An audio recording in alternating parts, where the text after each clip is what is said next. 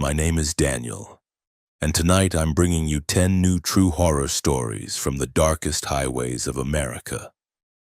These are accounts from truck drivers who've experienced things that shattered their understanding of reality. People who drive through the loneliest stretches of road, through hours when most of the world is sleeping, through places where help is hundreds of miles away. They've encountered phenomena that can't be explained by logic or science, situations that left them questioning everything they thought they knew about the world. These stories come directly from drivers who lived through these experiences and were changed forever. Before we begin, subscribe to this channel and tell me in the comments which story disturbed you most. Now let's climb into the cab and drive into 10 new tales of terror from America's highways. Story 1. The gas station that only appears when you're almost empty. Gerald Mason had been a cross-country trucker for 29 years, running routes from Texas to Maine, from California to Florida, across every major highway system in America. He was an experienced professional who understood fuel management with precision, who planned his stops carefully to ensure he never ran dangerously low on diesel. Gerald had driven over 3 million miles in his career and prided himself on never running out of fuel, never being stranded, never needing emergency assistance. But in April of 2023, Gerald was driving through West Texas on a route he'd traveled hundreds of times when his fuel gauge dropped faster than it should have. And when Gerald desperately needed fuel, a gas station appeared that he'd never seen before. A facility that only manifested when drivers were nearly empty, and what Gerald discovered about that station made him understand that some places exist specifically to trap the desperate. Gerald left El Paso at 9 p.m. with a full load of construction equipment heading to Dallas. He'd fueled up before leaving, topping off his tanks to ensure he had plenty of range for the 7-hour drive. Gerald's truck had twin tanks holding a total of 250 gallons, which gave him a range of over 1,300 miles at highway speeds. The route to Dallas was about 650 miles, meaning Gerald should arrive with over half his fuel remaining. Gerald had calculated this route dozens of times and knew his fuel consumption precisely. He expected no problems. For the first 3 hours, everything was normal. Gerald drove east through the darkness of West Texas, that vast, empty landscape where towns were few and far between, where the horizon stretched endlessly in all directions. Gerald's fuel gauge showed normal consumption, dropping at the expected rate. Around midnight, Gerald noticed his gauge was lower than it should be. He'd driven about 200 miles, which should have consumed about 40 gallons, bringing his gauge down to about 84%. But his gauge showed 73%, suggesting he'd burned about 68 gallons, almost double what he should have used. Gerald checked his engine instruments, looking for any indication of problems. Everything showed normal readings. No warning lights, no unusual sounds, no signs of fuel leaks or engine issues. But his fuel gauge continued dropping faster than it should. By 1 a.m., Gerald had driven about 280 miles and should have had about 70% of his fuel remaining. His gauge showed 51%. Gerald was losing fuel at an impossible rate, as if his truck was consuming diesel twice as fast as normal, or as if fuel was somehow draining from his tanks without being burned. Gerald started to worry. At the current rate of consumption, he'd run out of fuel before reaching Dallas. Gerald looked for gas stations on his GPS, planning to stop and refuel earlier than he'd intended. But his GPS showed no services for the next 80 miles, which Gerald knew was wrong. There were several truck stops and gas stations along this route, places Gerald had stopped at before. But his GPS insisted they didn't exist, showing only empty highway stretching ahead. Gerald tried his CB radio, hoping to contact other drivers who might know of nearby fuel stops. Static answered, harsh and distorting. Gerald scanned through all channels, finding nothing but static on every frequency. His phone showed no signal despite being in an area where coverage should be available. Gerald was isolated, cut off from help, watching his fuel gauge drop steadily. By 2 a.m., Gerald's gauge showed 28%. He'd driven about 400 miles and should have had about 62% remaining. Instead, he was approaching critical fuel levels with over 250 miles still to go. Gerald reduced his speed to 55 miles per hour, trying to conserve fuel, but his gauge continued dropping at the same accelerated rate. Gerald started to feel panic. He was going to run out of fuel in the middle of West Texas in the middle of the night with no way to call for help. Gerald's gauge hit 15%, and warning lights illuminated on his dashboard, alerting him to critically low fuel. Then Gerald saw something ahead that made him nearly cry with relief. Lights. A gas station, its sign glowing in the darkness, promising fuel and salvation. Gerald took the exit and pulled into the gas station, which looked like a typical independent facility. Older pumps, a small building with a convenience store, adequate lighting. But Gerald immediately noticed something odd. His was the only vehicle there. No other trucks, no cars, no signs of any customers or even staff. The place was lit up and apparently operational but completely abandoned. Gerald pulled up to a diesel pump and got out of his cab.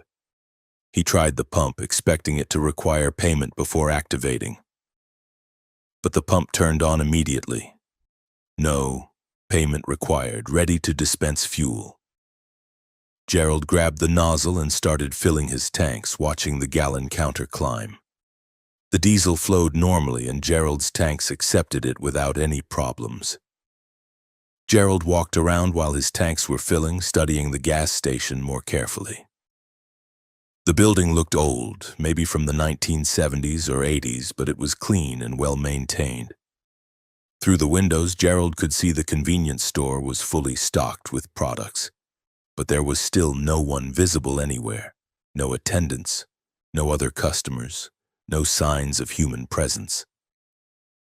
Gerald's tanks were full after adding about 170 gallons, which confirmed his gauge had been accurate about how low he'd been. Gerald tried the door to the convenience store, planning to go inside and find someone to pay. The door was unlocked. Gerald entered and called out, asking if anyone was there. No answer came. Gerald walked through the store, noting that products on the shelves looked normal but slightly wrong. Brands he recognized, but with packaging that was subtly different, colors that were shades off from what they should be, text that was almost correct but not quite. Gerald found the counter and saw a small sign that read "Payment Box." Beside it was a metal box with a slot in the top, like a donation container. Gerald pulled out his wallet, calculating what he owed for the fuel. The pump outside hadn't shown a price per gallon, so Gerald wasn't sure what to pay. He decided to leave $100, which should more than cover the cost. Gerald put 5 $20 bills in the payment box and left the store, eager to get back on the road and away from this strange place. But when Gerald tried to start his truck, the engine wouldn't turn over. He tried multiple times, checking all his systems. Everything appeared normal, but his engine refused to start, as if something was preventing ignition. Gerald got out and opened his hood, inspecting his engine for any obvious problems. He found nothing wrong. Gerald tried starting his truck again with the same result. Dead silence when he turned the key. Gerald felt fear returning. He was trapped at this empty gas station with a truck that wouldn't start and no way to call for help. Gerald went back into the convenience store, looking for a phone or any way to contact assistance. He found an old rotary phone behind the counter and picked it up. No dial tone. Gerald tried several times, but the phone was completely dead. Gerald searched the entire store, looking for anyone or anything that might help. In a back room, Gerald found something that made his blood run cold. A wall covered with photographs, dozens of them showing trucks and drivers. Gerald looked at the photos more carefully and realized they were all staged the same way. Trucks parked at this gas station's pumps, drivers standing beside their vehicles, all with expressions that suggested exhaustion and relief. Gerald recognized some of the trucks in the photos, models and company markings from decades ago, trucks that would be in museums now if they still existed. Gerald realized these photos spanned many years, possibly going back to the 70s or 80s when this station had presumably been built. But what disturbed Gerald most was a photo he found near the bottom of the wall. It showed a truck that looked remarkably similar to his own, and standing beside it was a man who could have been Gerald's twin, wearing clothes identical to what Gerald was currently wearing. Gerald backed away from the wall of photos and returned to his truck, determined to get his engine started somehow. He checked every connection, every fuse, every possible mechanical issue. Everything was fine. Gerald tried the ignition again. Nothing. Then Gerald noticed something new. His fuel gauge, which had been showing full after he'd refilled his tanks, was now showing empty. Completely empty, as if all the fuel he'd just added had disappeared. Gerald got out and opened his fuel tank caps, looking inside with a flashlight. His tanks were empty. Not a drop of diesel remained. Gerald understood then what was happening. This gas station didn't provide fuel, it consumed it. The place had appeared when Gerald was nearly empty, had offered him salvation, but the fuel it dispensed wasn't real or wasn't permanent. The station had taken Gerald's payment and his fuel, and now it had his truck trapped and inoperable. Gerald was exactly where the station wanted him, stranded and helpless. Gerald thought about the wall of photos, all those drivers over all those years, and wondered if they'd ever left or if they'd been absorbed somehow into the station itself, becoming permanent parts of its collection. Gerald sat in his cab trying to think of any escape. Hours passed. The sky remained dark, no sign of approaching dawn despite what Gerald's watch said should be morning. Gerald realized time wasn't passing normally here, that the gas station existed in some pocket where night continued indefinitely. Gerald tried to walk away from the station, to hike to the highway and flag down help. But when Gerald walked more than 100 feet in any direction, he found himself somehow back at the gas station, as if the place looped back on itself. Gerald was trapped for what felt like days, though his watch insisted only hours were passing. He survived on food and drinks from the convenience store, which he consumed freely since the place had already taken his payment and his fuel. Gerald noticed that he wasn't getting hungry or thirsty at normal rates, that his body's needs were distorted by the same temporal anomaly affecting the station. Gerald began to resign himself to permanent imprisonment, began to understand that he'd become like the drivers in those photos, permanently part of the station's collection. Then, on what Gerald's exhausted mind estimated was the 5th day of his captivity, though his watch said it had only been 8 hours, something changed. Gerald heard an engine. Another truck was pulling into the station, driven by someone else who'd been lured here by desperately low fuel. Gerald ran to the arriving truck and banged on the driver's window, shouting warnings about the station. The driver, a woman in her 40s, looked at Gerald with confusion and fear. She started to back her truck away, and as she did, Gerald grabbed onto her vehicle, holding on as she pulled out of the station. The moment the woman's truck left the station's property, Gerald felt a sensation like passing through a membrane. Reality shifted, and suddenly Gerald was lying on the shoulder of Interstate 20, about 5 miles east of where he'd taken the exit to the gas station. The sun was up, traffic was normal, and Gerald's truck was parked beside him, its tanks full of fuel, engine running normally. According to the clock, only 30 minutes had passed since Gerald had seen the gas station, though he'd experienced what felt like 5 days. Gerald got in his truck and drove away immediately, not stopping until he reached Dallas.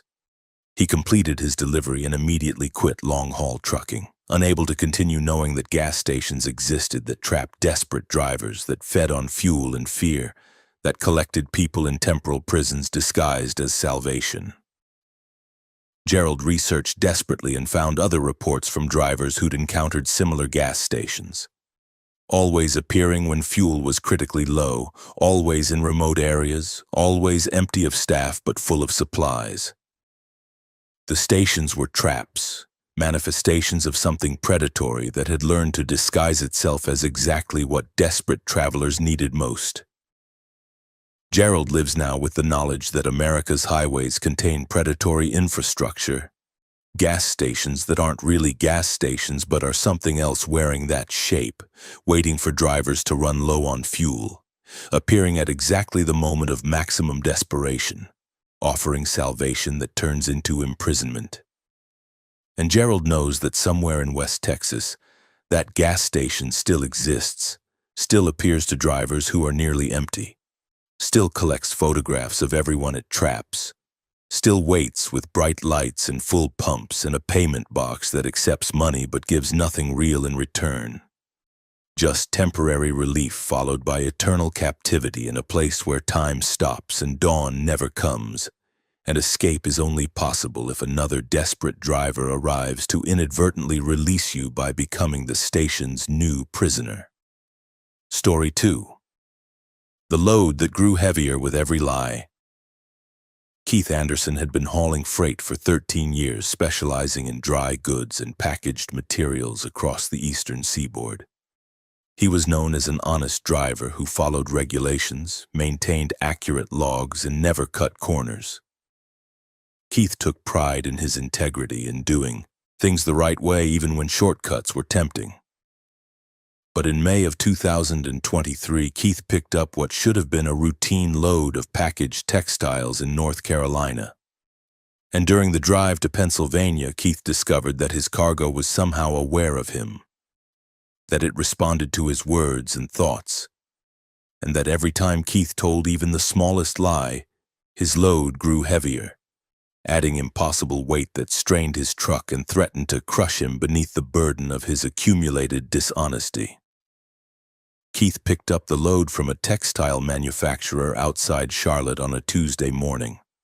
The paperwork indicated 32 pallets of packaged fabric, total weight listed as 38,000 pounds. Keith inspected the loading process, verified the count and weight, then headed north on Interstate 77 toward his delivery point in Philadelphia. The first few hours were completely normal. Keith's truck handled well. Acceleration and braking were responsive, and nothing suggested any problems with the cargo. Around noon, Keith stopped for lunch at a truck stop in Virginia. A fuel attendant asked Keith how his day was going, and Keith, by habit, said, "Great, no problems." But that was a small lie. Keith's day wasn't great. He'd had an argument with his wife that morning. His back was hurting from sitting, and he was worried about his finances. Small, everyday frustrations that Keith had automatically hidden behind a polite lie. The moment Keith spoke those words, he felt his truck shift slightly, as if the suspension had compressed under additional weight. Keith got back in his cab and checked his gauges. Everything read normally, but his truck felt heavier somehow, requiring more throttle to accelerate. Keith continued driving, dismissing the sensation as imagination or road conditions. An hour later, Keith called his dispatcher to report his progress. The dispatcher asked if he was on schedule, and Keith said, "Yes, right on time," even though he was actually about 20 minutes behind because of construction delays he'd encountered. Another small lie, the kind drivers told constantly to avoid complications or criticism. The moment Keith spoke it, his truck's suspension compressed noticeably. Keith felt the weight increase, felt his steering become heavier, felt his brakes require more pressure. Keith checked his mirrors and saw his trailer riding lower, tires flattened slightly as if bearing much more weight than they should. Keith pulled onto the shoulder and got out to inspect his truck. The tires looked fine, no flats or damage, but they were definitely compressed more than they'd been that morning. Keith walked around his trailer, checking for any signs of shifting cargo or structural problems. Everything appeared normal. But when Keith got back in his cab and checked his weight gauge, he saw it reading 45,000 pounds, 7,000 pounds more than when he'd loaded. That was impossible. Cargo didn't gain weight during transport. Keith had picked up fabric, not something that could absorb moisture or change mass. Keith continued driving but monitored his weight carefully. Over the next hour, Keith made several phone calls, had conversations with other drivers on his CB, spoke with his wife when she called him. Keith realized with growing horror that every time he told even a small lie, his cargo weight increased. When his wife asked if he was eating healthy on the road, and Keith said yes despite having had fast food for every meal, his weight jumped another 1,000 pounds. When another driver asked if Keith knew a good route around DC traffic, and Keith said he wasn't familiar with the area even though he drove it monthly, his weight increased again. Keith started paying attention to every word he spoke, trying to be completely honest in all communications. But Keith discovered how much casual dishonesty he engaged in daily.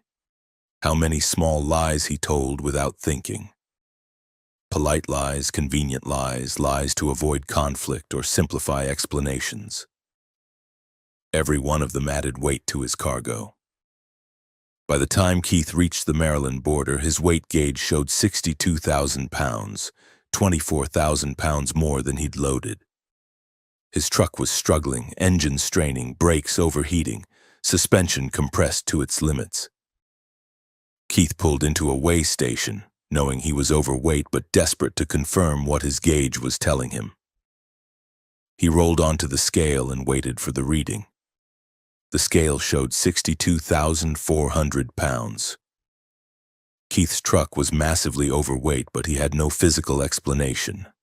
The cargo itself hadn't changed. The pallets in his trailer were still fabric, still the same 38,000 pounds he'd loaded. But something about Keith's dishonesty was adding weight that scales could measure, even though the physical cargo remained unchanged. The weigh station officer approached Keith and informed him he was overweight, that he'd need to offload cargo before proceeding.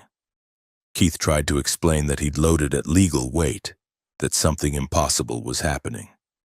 The officer was unsympathetic, said drivers often loaded overweight and then made excuses. Keith was given a citation and required to park until he reduced his weight. But Keith knew he couldn't offload fabric to reduce weight because the fabric wasn't the problem. His lies were the problem, and the only way to reduce weight was to stop lying. Keith sat in his truck at the weigh station parking area thinking about his situation. He called his dispatcher and, for the first time in years, was completely honest about his status. He admitted he was behind schedule. Admitted he'd taken a longer lunch than he should have, admitted he'd been struggling with personal problems that were affecting his focus. His dispatcher was surprised by Keith's candor but appreciated the honesty. Keith noticed his weight gauge dropped by 1,000 pounds. Confession reduced the weight his lies had added. Keith called his wife and had the most honest conversation they'd had in months. He admitted he'd been eating poorly, admitted he was stressed about money, admitted he'd been avoiding difficult conversations. His wife was initially hurt by some of Keith's admissions, but she also seemed relieved to hear truth instead of automatic reassurances. Keith's weight gauge dropped another 2,000 pounds. Keith realized that complete honesty, even when uncomfortable, was the only way to reduce the impossible weight his lies had created. Keith spent the rest of the day at the weigh station, making calls to everyone he'd lied to recently, confessing and correcting his dishonesty. He called friends and admitted he couldn't attend events he'd said he would. He called family and admitted he'd been avoiding them. He called his insurance company and admitted he'd given incorrect information on a claim form. Each confession reduced his cargo weight incrementally. By evening, Keith's weight gauge showed 48,000 pounds. Still overweight, but approaching legal limits. Keith thought about his entire life, about patterns of dishonesty that went back years. He realized that his cargo was responding not just to lies he'd told during this trip, but to accumulated dishonesty throughout his life. The fabric in his trailer had somehow become a physical manifestation of his moral weight, the burden of all his lies given substance and mass. Keith understood he'd need to engage in deeper confession, more complete honesty, to reduce his weight fully. Keith spent that night writing. He wrote letters to people he'd wronged, confessing lies and deceptions from years past. He wrote to his former employer and admitted he'd falsified expense reports. He wrote to his brother and admitted he'd lied about circumstances surrounding their father's death. He wrote to his ex-girlfriend and admitted he'd been unfaithful. Each letter was painful to write. Each confession felt like giving up pieces of himself he'd been protecting. But as Keith wrote and committed to sending these letters, his weight gauge dropped steadily. By morning, Keith's weight showed 39,000 pounds, just slightly over legal limits. The remaining weight, Keith realized, represented lies he couldn't confess because the people involved were no longer reachable, or because the lies were too deeply buried to fully unearth. Keith would carry some dishonesty weight permanently, a reminder of the moral debt he'd accumulated. Keith approached the weigh station officer and requested to be reweighed. The officer was skeptical but allowed it. Keith rolled onto the scale. 39,200 pounds. Still technically overweight, but close enough that the officer decided to give Keith a warning rather than keeping him parked. Keith drove toward Philadelphia with new awareness. He monitored every word he spoke, caught himself before telling casual lies, chose honesty even when it was uncomfortable. Keith noticed that his cargo weight remained stable as long as he was truthful, but jumped immediately if he lied. The fabric in his trailer had become a perfect honesty detector, a physical conscience that wouldn't let Keith hide behind dishonesty without consequences. Keith delivered his load in Philadelphia, and when the pallets were unloaded, Keith's truck returned to its normal empty weight.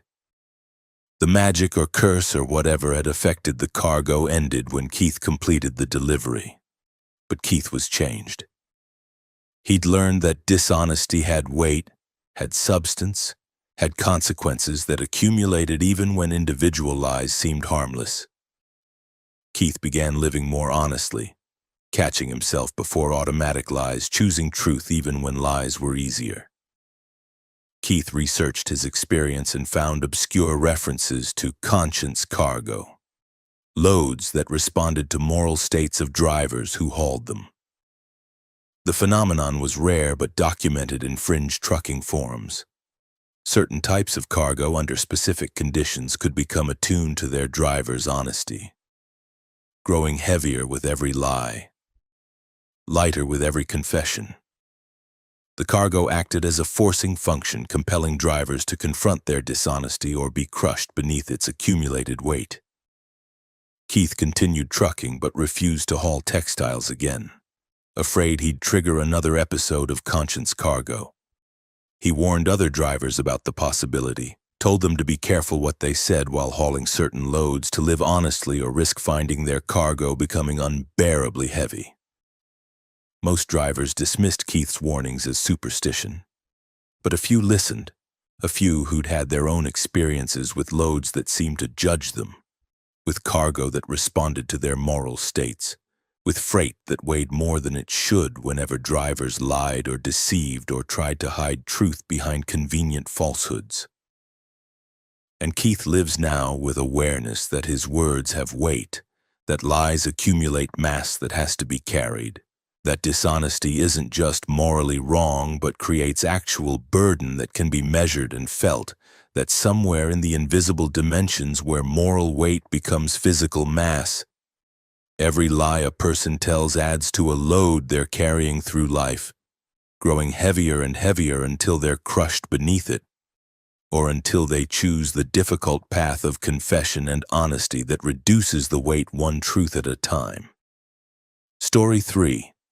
The driver who saw his own accident 20 minutes before it happened.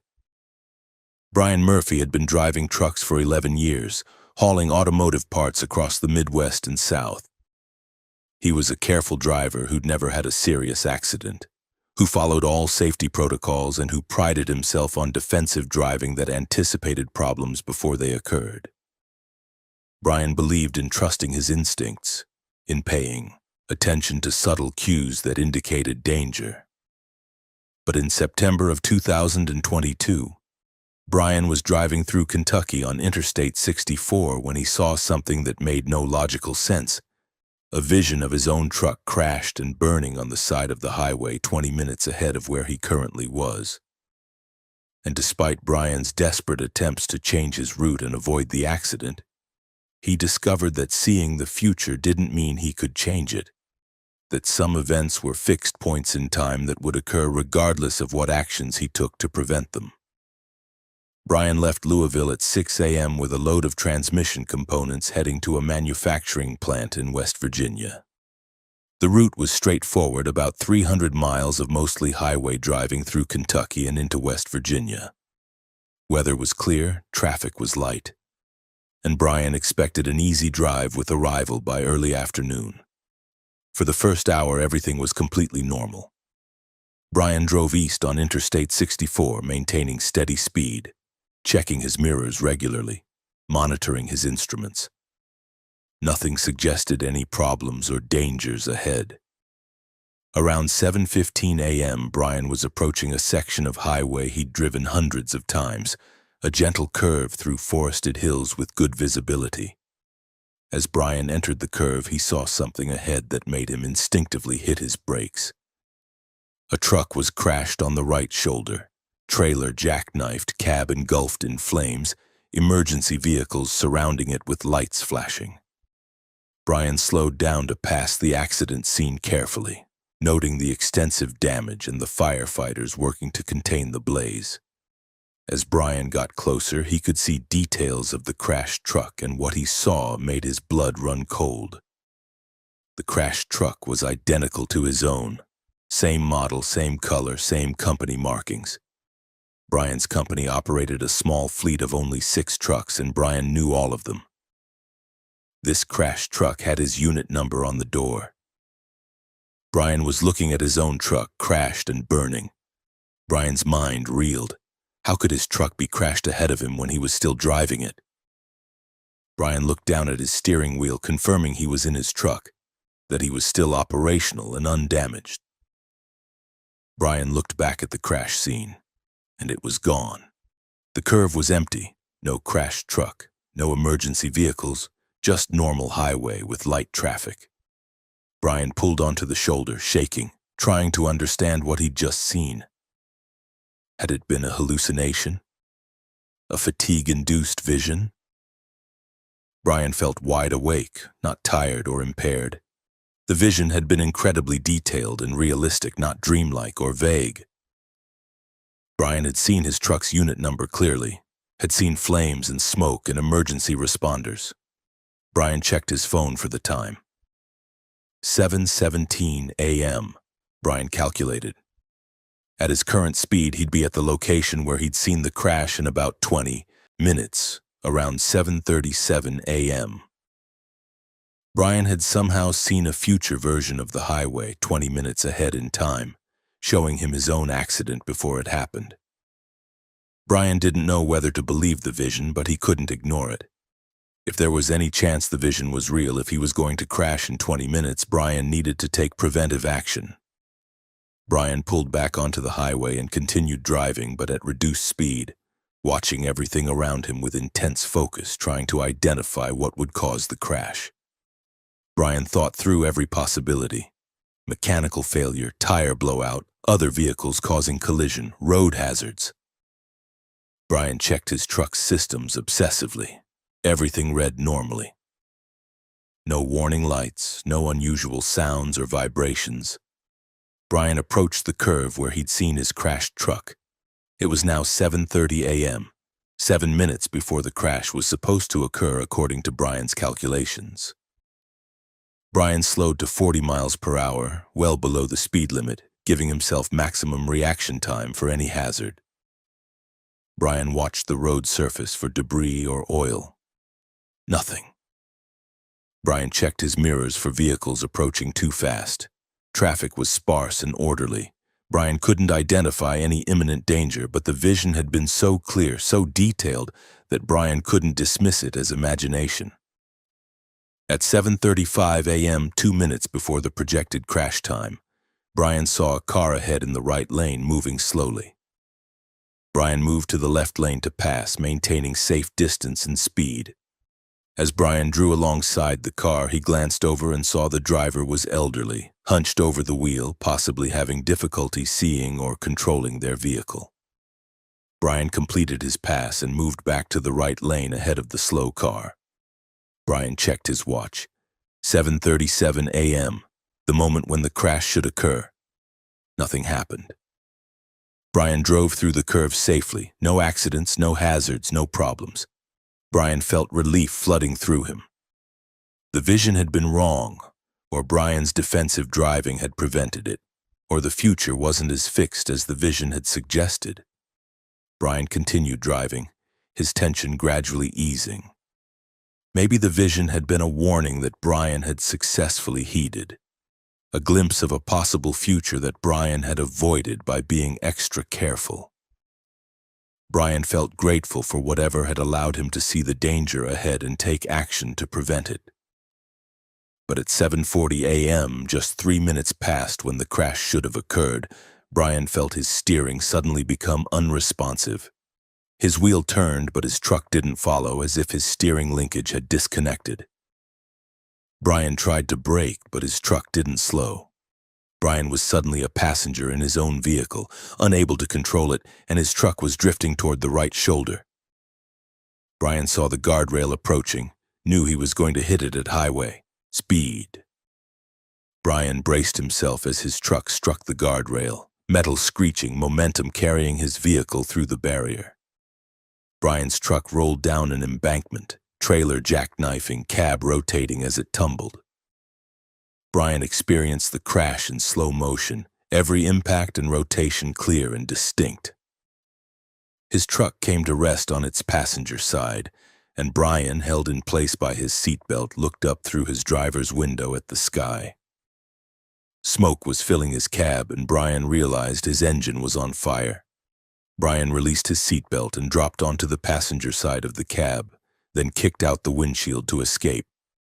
Brian crawled through the opening and stumbled away from his burning truck, collapsing on the grass about 50 feet from the wreckage. Brian sat there, watching his truck burn, and looked at his watch. 7:42 a.m. The crash had occurred 5 minutes later than he'd seen in his vision. But it had occurred. Brian had seen the future, had known his truck would crash and burn at this location, and despite his attempts to prevent it, the accident had happened anyway. The vision had shown Brian not a possible future, but a fixed future, an event that was going to occur regardless of what actions Brian took. Brian had successfully delayed it by a few minutes through his defensive driving, but he couldn't prevent it entirely. Emergency vehicles arrived within 10 minutes, and Brian was treated for minor injuries. Police investigated the crash and determined that Brian's steering had failed due to a mechanical defect in a component that had been slowly wearing for weeks without showing any symptoms. The failure was unpredictable and unavoidable, the kind of rare mechanical issue that no amount of maintenance could have caught before it became critical. Brian was cleared of any fault or negligence. His truck was totaled and his cargo was destroyed by fire, but Brian had survived with no serious injuries. Brian told police about his vision, about seeing the crash 20 minutes before it happened, but he framed it as a premonition or instinct rather than an actual vision. The officers nodded politely, but clearly thought Brian was just trying to make sense of a traumatic event. Brian didn't push the issue.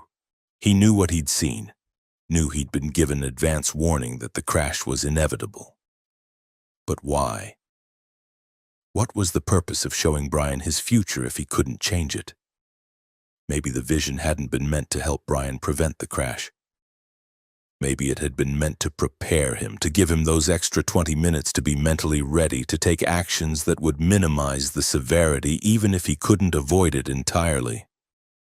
Brian realized that his defensive driving after the vision, his reduced speed and heightened awareness had probably affected the crash's outcome. If Brian had been driving at normal speed when his steering failed, the crash might have been much worse.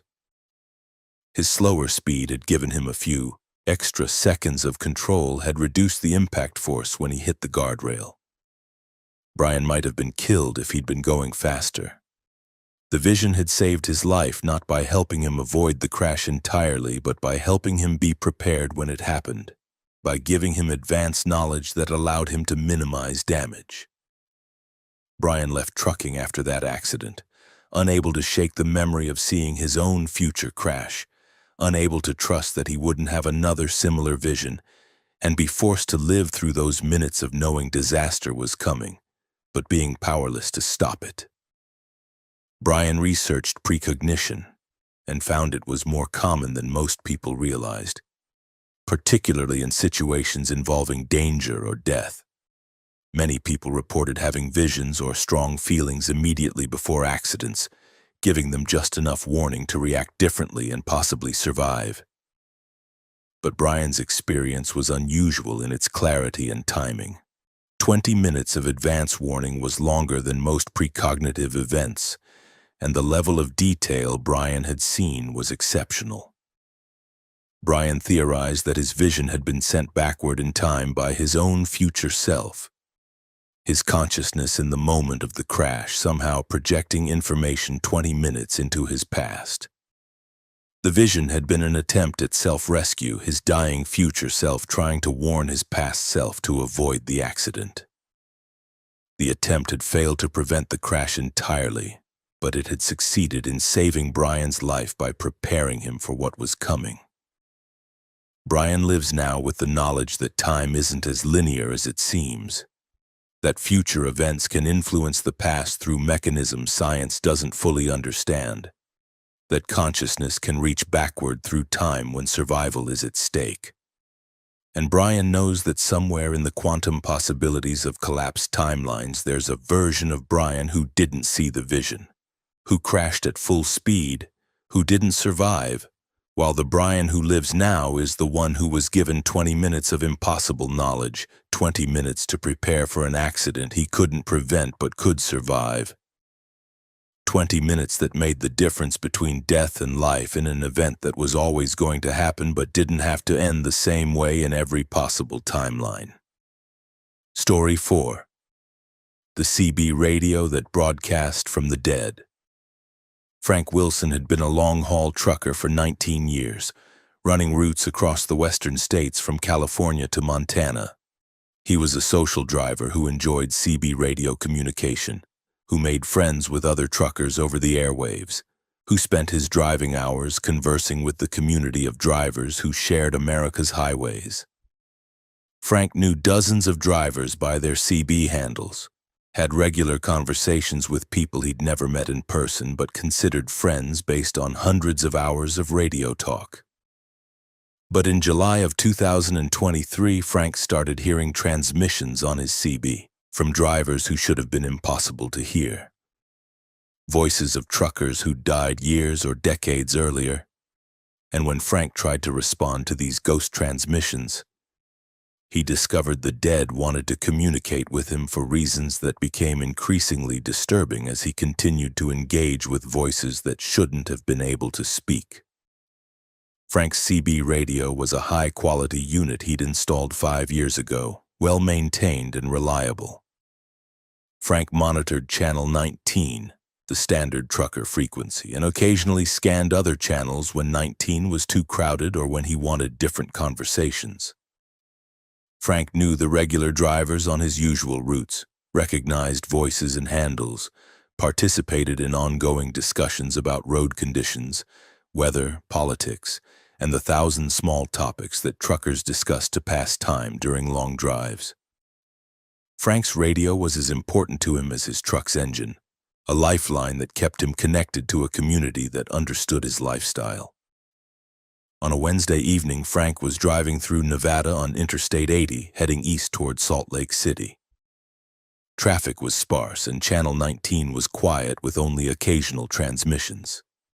Around 8 p.m., Frank heard a voice come through his speaker that sounded wrong somehow, distorted and distant, as if the transmission was coming from very far away or through interference. The voice gave a CB handle that Frank didn't recognize, asking if anyone was monitoring Channel 19. Frank responded automatically, his standard friendly greeting to unknown drivers. "I'm here. This is Rolling Thunder eastbound on 80. "What's your location?" the voice responded, and what it said made Frank's skin prickle. "I'm not sure where I am anymore. I've been driving for a long time. I think I'm lost." The voice sounded confused, uncertain, and underneath the words Frank could hear strange background noise. Not normal road sounds, but something else. Something that reminded Frank of wind or static or possibly screaming at very low volume. Frank asked the driver where he'd last seen mile markers or signs. The voice said it had been dark for a long time, that signs weren't visible, that nothing was visible except road ahead illuminated by headlights that didn't seem to reach very far. Frank tried to help, asking standard questions to establish location and provide directions. But the other driver's answers didn't make sense, suggesting he was on roads that didn't exist in any configuration Frank recognized. Frank asked for the driver's name instead of just his handle. There was a long pause. Then the voice said, "Thomas Kennedy," and Frank felt ice water flood his veins. Thomas Kennedy had been a trucker Frank had known through CB radio 15 years ago. They'd talked regularly on Frank's California to Nevada runs. Then one day, Thomas had simply stopped appearing on the radio. Frank had later learned that Thomas had died in an accident. His truck crashed on a mountain pass in conditions that investigators said suggested he'd been driving far too fast for safety, possibly fleeing from something. Frank asked if the Thomas Kennedy speaking was the same Thomas Kennedy who'd driven for Western Freight Lines 15 years ago. The voice confirmed it was, then added something that made Frank want to turn off his radio. "I crashed, Frank. I remember crashing. But I kept driving afterward. I've been driving ever since. I can't find any exit. I can't find any way to stop." Frank tried to respond, to ask what Thomas meant, but the transmission cut off, replaced by normal static. Frank sat in stunned silence, trying to rationalize what he'd heard. Maybe someone was playing a prank, using Thomas Kennedy's name to disturb other drivers. But the voice had sounded right, had the same accent and speech patterns Frank remembered from years ago. Over the next several days, Frank heard more ghost transmissions.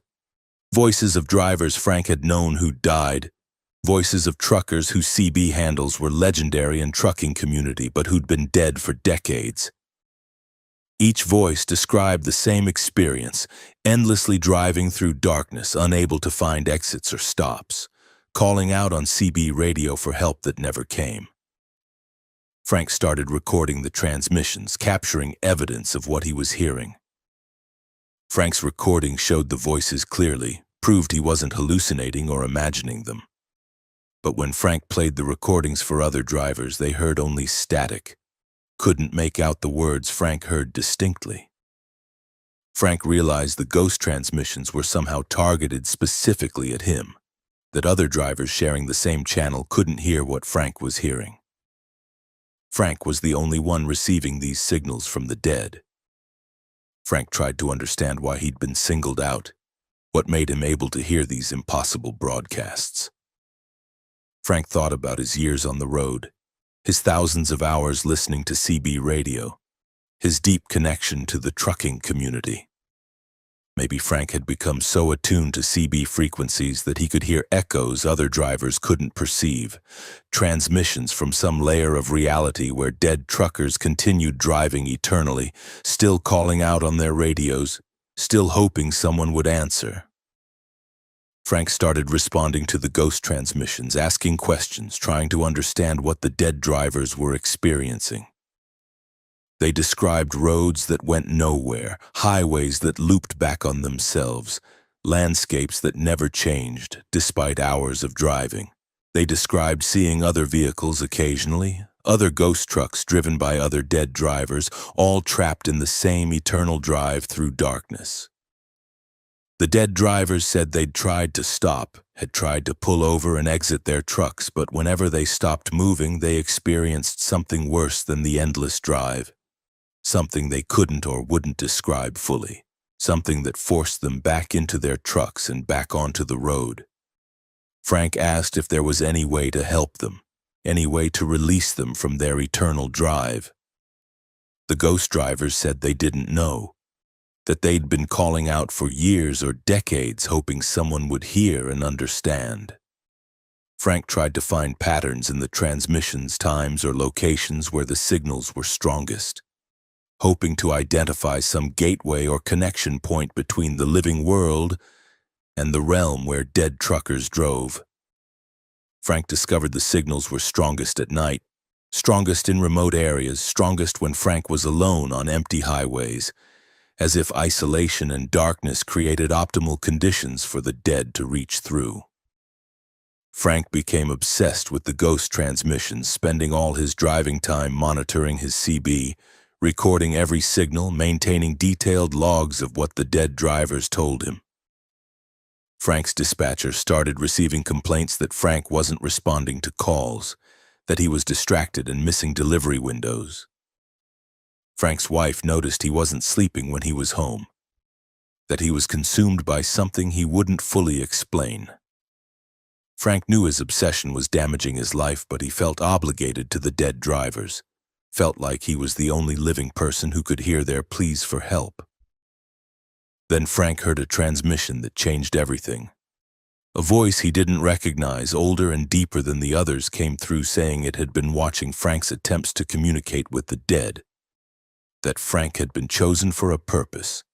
The voice said the dead truckers weren't actually dead in the conventional sense. They were trapped in a transition state, unable to fully die because they died while driving, while in motion. Their consciousness had been caught in the momentum, in the forward motion of their trucks, and that momentum had carried them into a space between life and death where they couldn't stop moving. The voice said Frank could help them if he was willing to accept a burden. The burden the voice described was this: Frank would need to become a bridge, a living anchor that dead drivers could use to pull themselves back toward the living world enough to finally stop, to end their motion, to complete their deaths properly. But acting as this bridge would cost Frank, would drain his own life force, would age him prematurely as the dead drew energy from him to break free of their eternal momentum. Frank would be sacrificing years of his life to give the dead drivers peace. Frank considered the offer, thought about all the voices he'd heard over the past weeks, the desperation and exhaustion in their pleas. Frank thought about Thomas Kennedy, who'd been Frank's friend 15 years ago, who'd been driving through darkness all this time, unable to rest. Frank made his decision. He told the deep voice he would accept the burden, would serve as a bridge for as many dead drivers as he could help before his own life ran out. The deep voice gave Frank instructions, told him specific phrases to speak when ghost transmissions came through, words that would create the connection and allow the dead drivers to use Frank's life force to break free. Frank started helping the dead drivers, one transmission at a time. When ghost voices came through his CB, Frank would speak the phrases he'd been taught, and he'd feel a draining sensation as the dead driver pulled energy from him. Frank would hear the ghost driver's voice change, would hear relief and gratitude, and then the voice would fade as the driver finally stopped, finally completed the death that had been interrupted years before. Each rescue aged Frank noticeably, adding gray to his hair, adding lines to his face, slowing his movements. Frank helped dozens of dead drivers over the following months, including Thomas Kennedy, who thanked Frank with his last words before finally going silent. Frank's health deteriorated rapidly, his body aging far faster than normal. Frank's doctor said he showed signs of accelerated aging, possibly caused by extreme stress or some undiagnosed condition. Frank didn't explain the real cause, he just continued his work, helping every dead driver who called out on his CB, sacrificing his own years to give them peace. Frank died at age 53, having aged physically to look like he was in his 80s. His death certificate listed natural causes related to premature aging. Frank's fellow truckers attended his funeral, confused about why someone so relatively young had looked so old, mourning a friend who'd apparently suffered from a condition no one had understood. But a few drivers who'd known Frank well, who'd heard him talk vaguely about his work helping lost drivers, suspected there was more to the story, suspected Frank had done something heroic that had cost him his life, that he'd somehow helped souls who'd been trapped in suffering. And on CB Channel 19, in the dead hours of night when highways are empty and darkness is complete, some drivers still report hearing transmissions that sound like Frank's voice, offering help to lost drivers, speaking phrases that seem to comfort and release.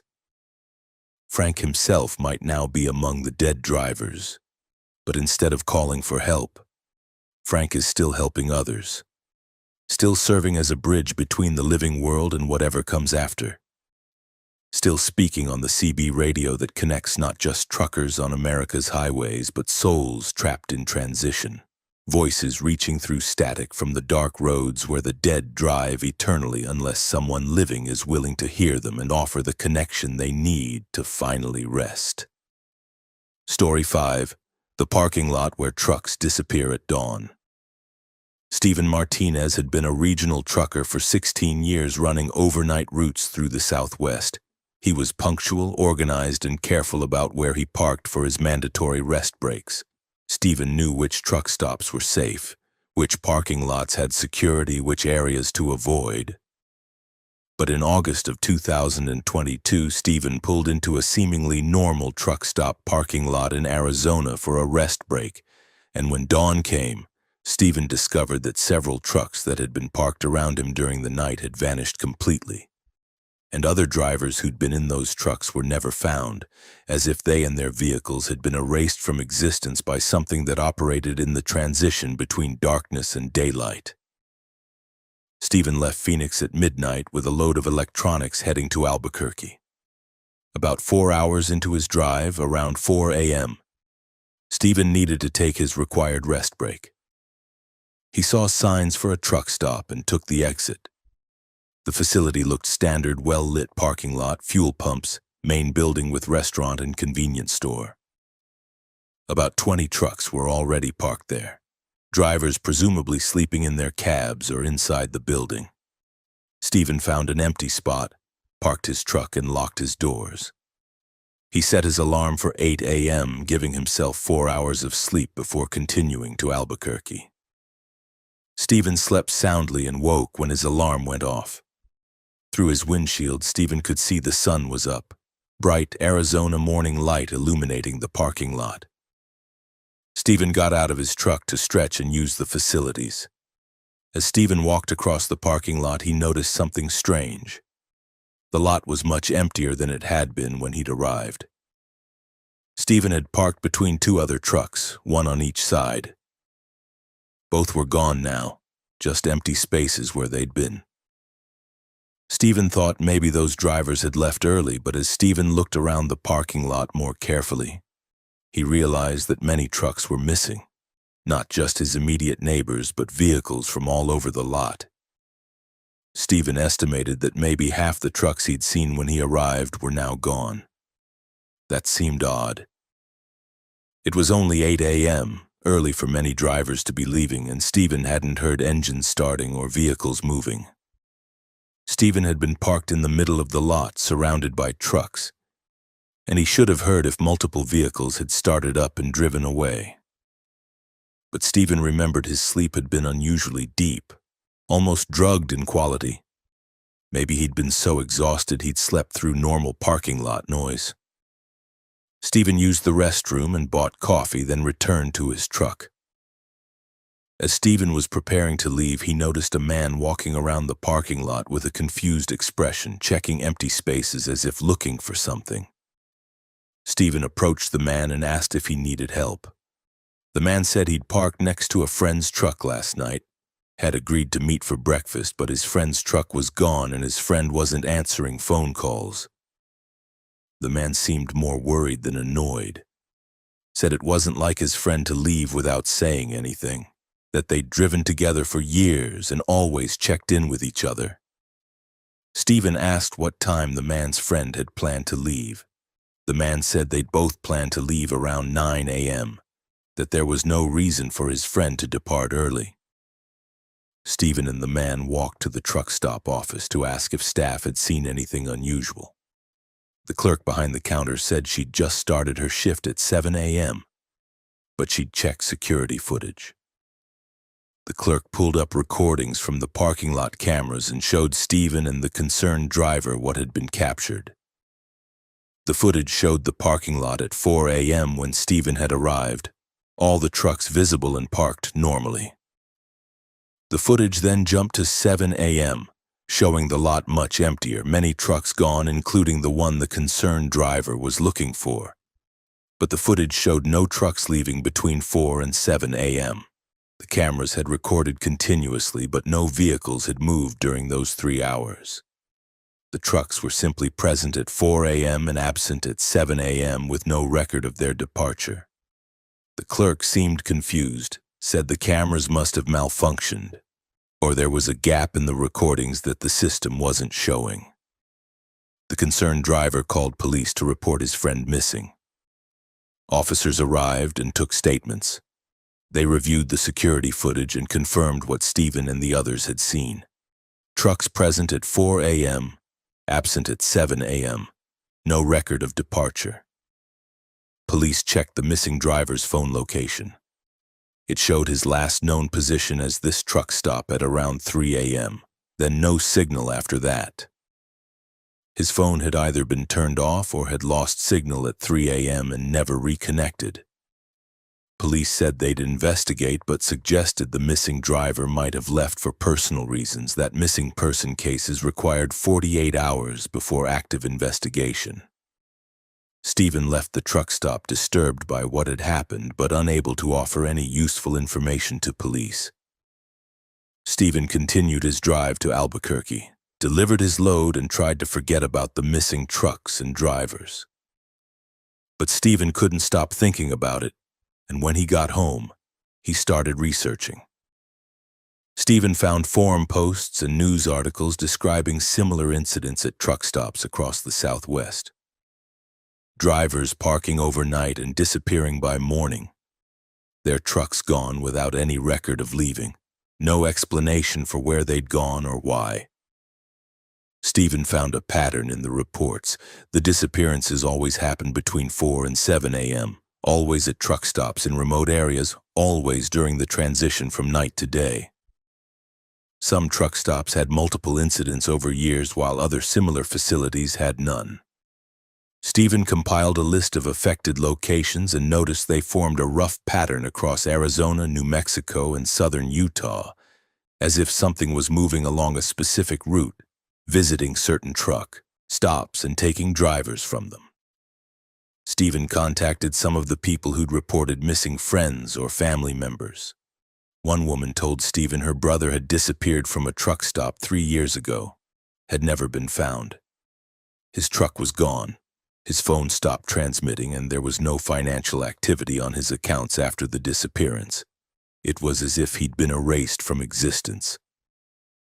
The woman said police had investigated but found nothing. No body, no truck, no evidence of what had happened.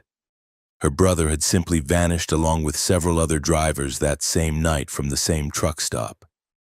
Stephen researched further and found older reports going back decades, describing similar disappearances at truck stops and rest areas across the Southwest.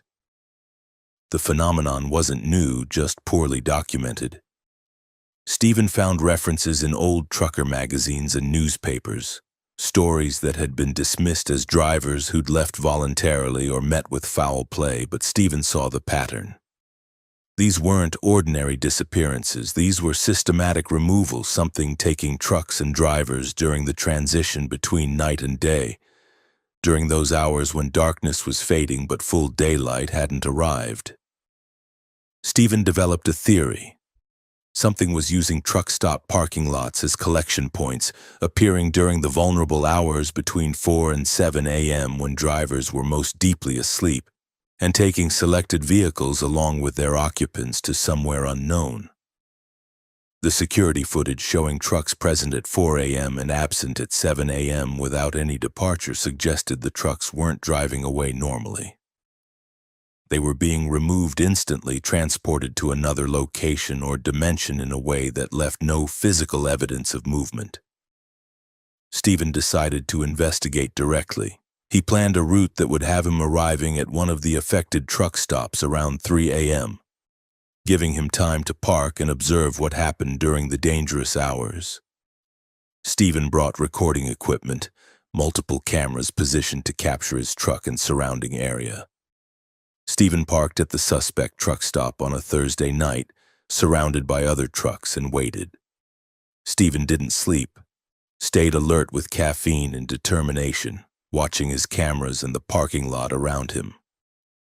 Around 4:15 a.m., Stephen saw something that made his skin crawl. The air around several trucks began to shimmer like heat waves, but in the cold, pre-dawn air. The shimmer intensified, becoming a visible distortion that surrounded specific trucks, including the one parked next to Stephen. Stephen grabbed his phone to record, pointing his camera at the distortion. Through his phone screen, Stephen saw things his eyes couldn't quite process. Shapes that might have been vehicles or might have been living creatures, difficult to distinguish, moving around the affected trucks. The shapes seemed to be scanning or evaluating, as if selecting which trucks to take. Stephen's truck was not selected. The distortion didn't surround his vehicle, but the truck next to him and several others across the parking lot were engulfed in the shimmering air. Stephen watched as those trucks simply vanished, not driving away, but disappearing instantly as if deleted from reality. The spaces where they'd been were suddenly empty. No trucks, no evidence they'd ever existed. Stephen checked his cameras and found they'd captured only static during the critical moments, as if the phenomenon interfered with electronic recording. Stephen's own phone footage showed distortion and noise rather than clear images of what had occurred. Stephen got out of his truck immediately after the disappearances and walked to where the vanished trucks had been. The parking spaces were normal. No burn marks or residue, no indication of anything unusual. Stephen tried to wake drivers in nearby trucks, shouting and knocking on doors, but no one responded. Stephen realized the other drivers were in unnaturally deep sleep, probably drugged or induced into unconsciousness by whatever had taken the trucks. Stephen was the only one awake because he deliberately stayed alert, fighting against the sleep-inducing effect that had made his rest so deep the previous time he'd been here. Stephen drove straight to the nearest police station and reported what he'd seen. Police were skeptical but agreed to check the truck stop. When they arrived, they found exactly what Stephen had described: empty parking spaces where trucks had been. Other drivers just waking up with no memory of trucks disappearing. Security footage showing gaps and static. Police took Stephen's statement but clearly thought he'd either hallucinated or was describing normal truck departures in exaggerated terms. Stephen quit parking at truck stops in the Southwest after that night. Modified his routes to avoid the affected areas, slept in his truck only during daylight hours when the phenomenon didn't seem to operate. Stephen warned other drivers about the dangerous truck stops, posted on forums about the disappearances, tried to create awareness that certain locations weren't safe for overnight parking. Most drivers dismissed Stephen's warnings as paranoia, but some listened. Some who'd lost friends or colleagues to unexplained disappearances, some who recognized the pattern Stephen had identified. Stephen never discovered what took the trucks or where they went. He found no official explanation, No government acknowledgement of the phenomenon. Stephen believed something was harvesting trucks and drivers for reasons he couldn't understand, possibly studying humans or possibly collecting them for purposes too alien to comprehend. The disappearances continued, a few trucks here and there across the Southwest, always during those vulnerable hours between 4 and 7 a.m., always from specific truck stops that seemed to be on the collection route of whatever was operating there. And Stephen lives now with the knowledge that parking lots aren't always safe, that during certain hours at certain locations, vehicles can vanish along with their occupants, taken to somewhere unknown by something that moves through the pre-dawn hours collecting specimens or samples or souls. Stephen warns every driver he meets, be careful where you park. Be alert during the transition between night and day. And if you see air beginning to shimmer around trucks in the early morning hours, drive away immediately, because staying means joining the dozens or hundreds of drivers who've disappeared from Southwest parking lots over the decades, erased from existence, taken to destinations that might not be on Earth at all, collected by something that hunts during dawn's first light and takes what it wants without leaving traces that anyone will believe or investigate. Story 6. The detour that added 50 years. Angela Park had been a long-haul trucker for 12 years, running routes primarily along the West Coast from Seattle to San Diego. She was known for her efficiency, her ability to find faster routes, and her skill at avoiding traffic delays. Angela studied maps obsessively, knew alternate routes for every highway, and could navigate around construction or accidents with ease. But in October of 2023, Angela took a detour around traffic in Northern California, and when she emerged from that alternate route 90 minutes later, Angela discovered that the world around her had aged 50 years, that she'd somehow traveled through time or between dimensions, and that the life she'd known no longer existed in the reality she'd entered.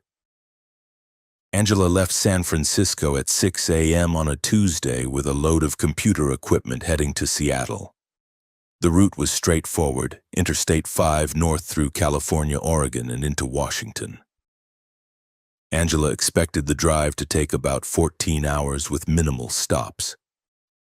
For the first 3 hours, everything was normal. Angela made good time through light traffic and clear weather. Around 9 a.m., approaching Redding, Angela encountered a traffic alert on her GPS indicating a major accident ahead with all lanes blocked and delays of several hours. Angela didn't want to sit and stop traffic for hours, so she started looking for alternate routes.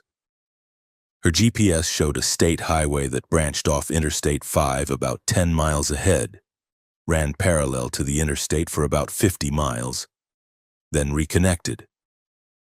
The alternate route was marked as a smaller road, probably with lower speed limits, but Angela calculated she could still make better time than sitting in traffic.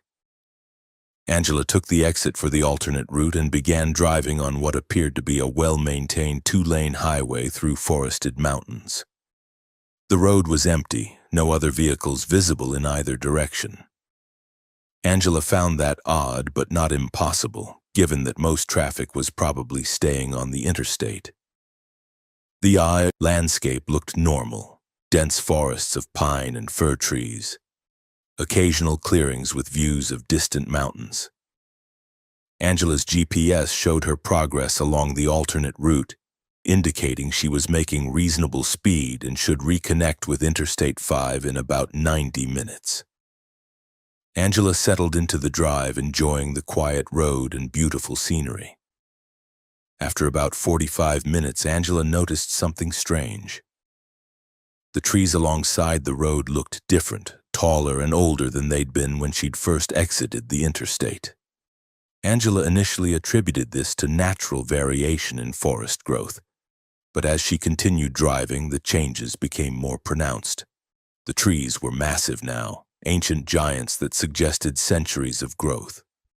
The road surface was also changing, looking newer and better maintained than it had been at the start of the alternate route. Angela felt disoriented, as if the landscape was transforming around her as she drove. Angela checked her phone to verify the time. 9:47 a.m. Angela had been on the alternate route for about 47 minutes, consistent with her memory. Angela tried to call her dispatcher to report her position, but her phone showed no signal despite having had full bars on Interstate 5. Angela's GPS was still working, showing her making steady progress along the alternate route with about 40 minutes remaining before reconnecting with the interstate. Angela decided to continue, figuring any oddities she was noticing were just fatigue or unusual lighting conditions playing tricks on her perception.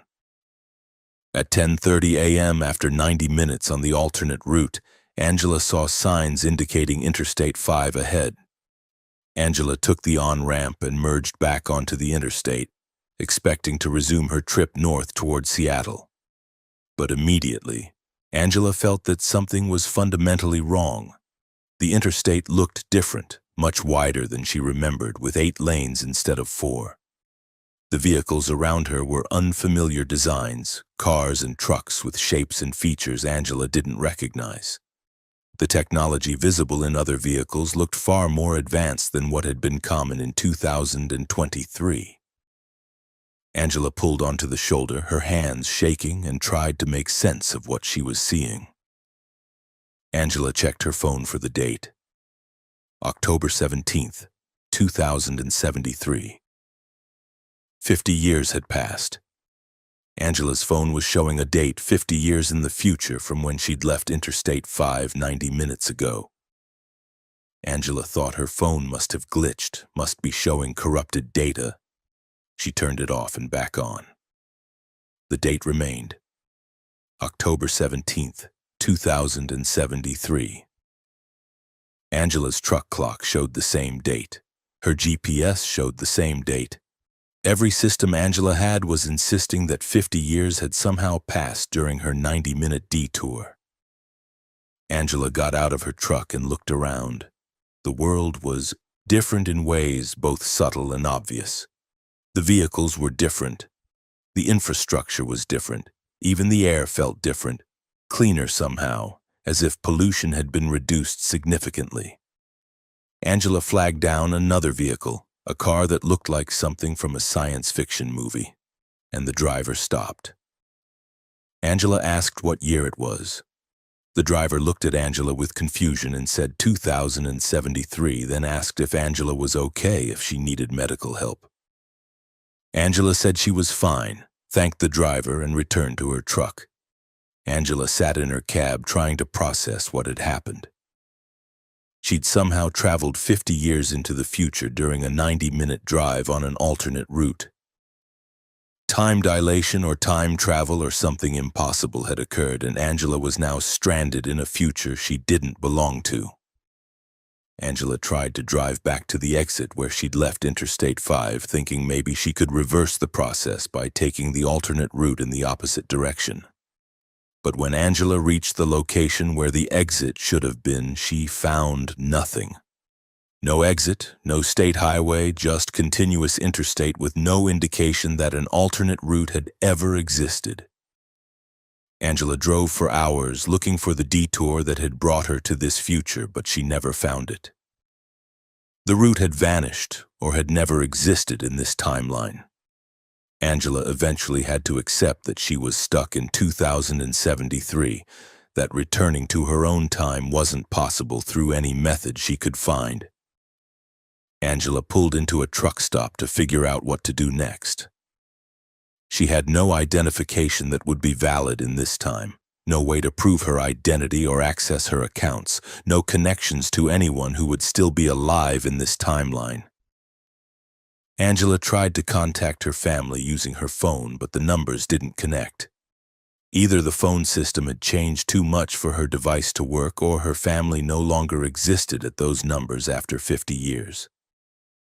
Angela found a public terminal in the truck stop and searched for information about herself. She found an obituary from 2023 stating that Angela Park had disappeared while driving from San Francisco to Seattle and had never been found. Her truck had been located abandoned on Interstate 5 near Redding, empty and showing no signs of struggle or foul play. Angela was listed as missing, presumed dead. Angela realized what had happened. In the timeline she'd originated from, her younger self had disappeared when she took that detour. But instead of dying or vanishing into nothing, Angela had traveled 50 years forward and emerged in a timeline where she'd been missing for 5 decades. Angela's cargo was still in her trailer, computer equipment from 2023 that would be antique technology in this future. Angela drove to Seattle to the delivery address on her manifest and found the company no longer existed at that location. The building had been converted to something else long ago. Angela sold her cargo to a collector of vintage technology, receiving enough money to survive for a few weeks while she figured out her situation.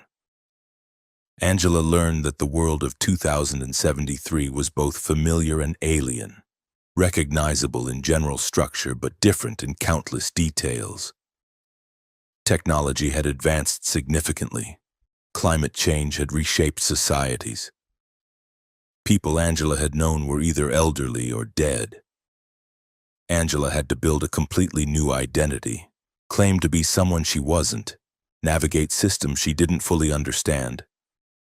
Angela never found another driver who'd experienced time displacement.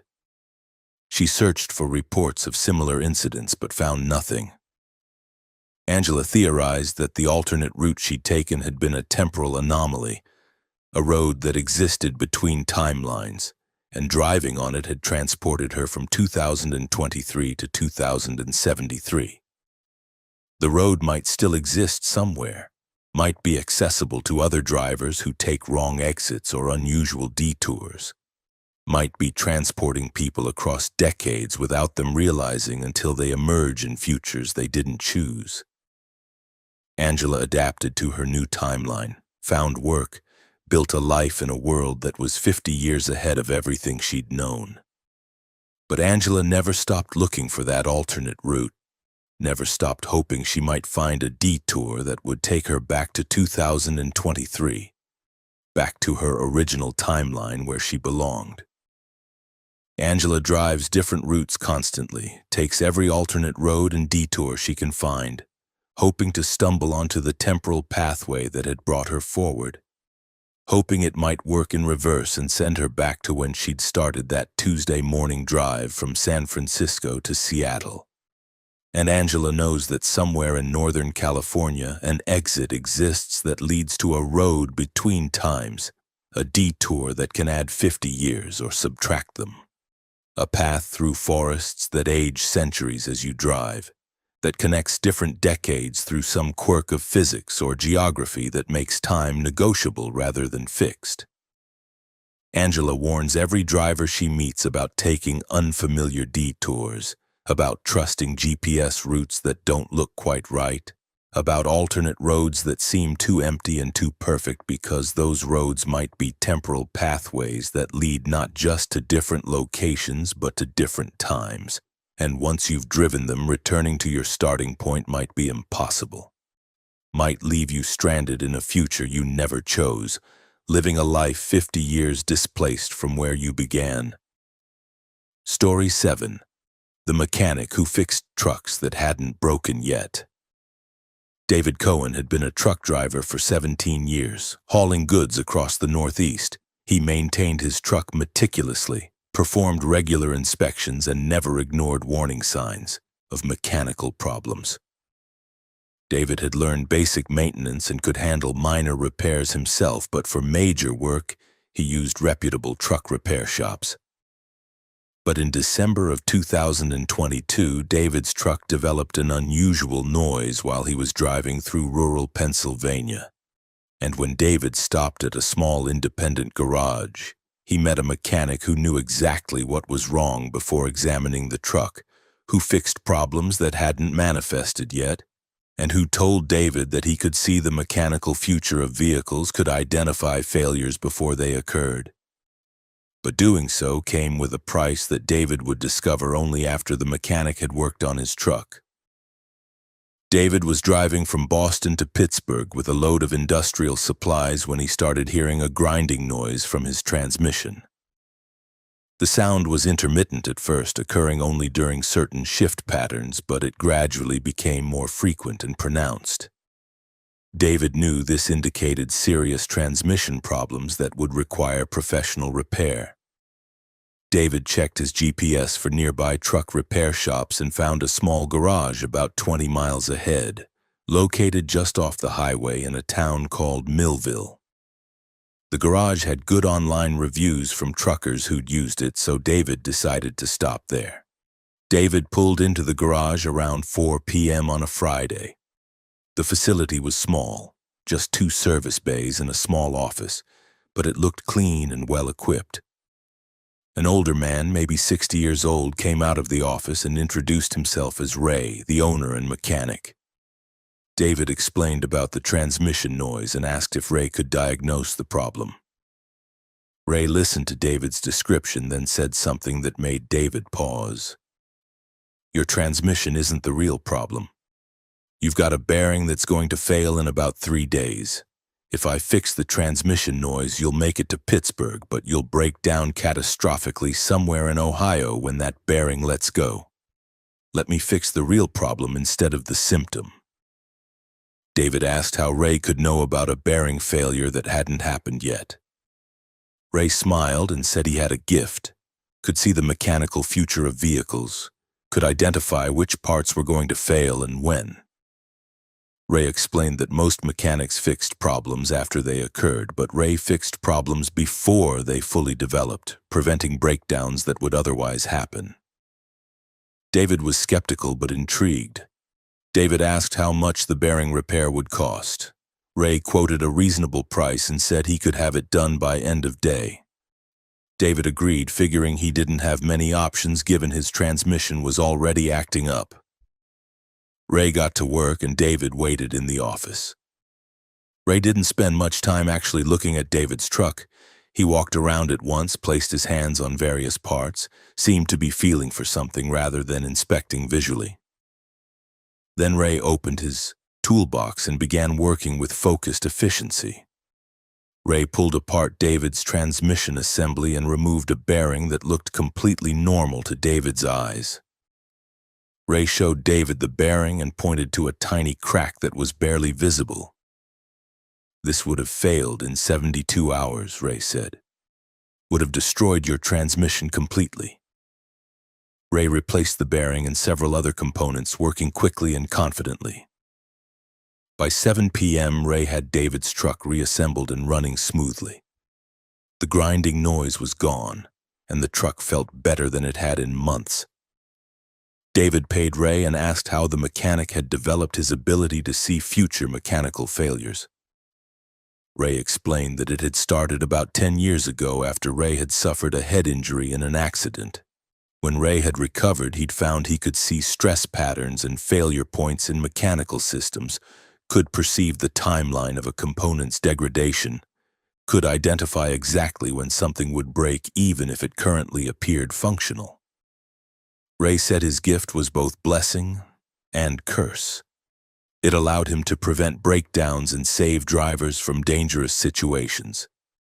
But it also meant Ray saw the death of every machine, could perceive the inevitable failure that awaited all mechanical systems. Ray said it was like seeing the future, but only for objects, only for the mechanical fate that all machines eventually faced. David thanked Ray for the work and continued his drive to Pittsburgh, arriving without any further mechanical problems. 3 days later, exactly when Ray had predicted the bearing would fail, David was driving through Ohio when he felt his truck running smoother than it ever had. David realized that without Ray's repair, he would have experienced catastrophic transmission failure at this exact moment, probably on this same stretch of highway. Ray's prediction had been perfectly accurate. David called the garage to thank Ray again, but the call went straight to voicemail.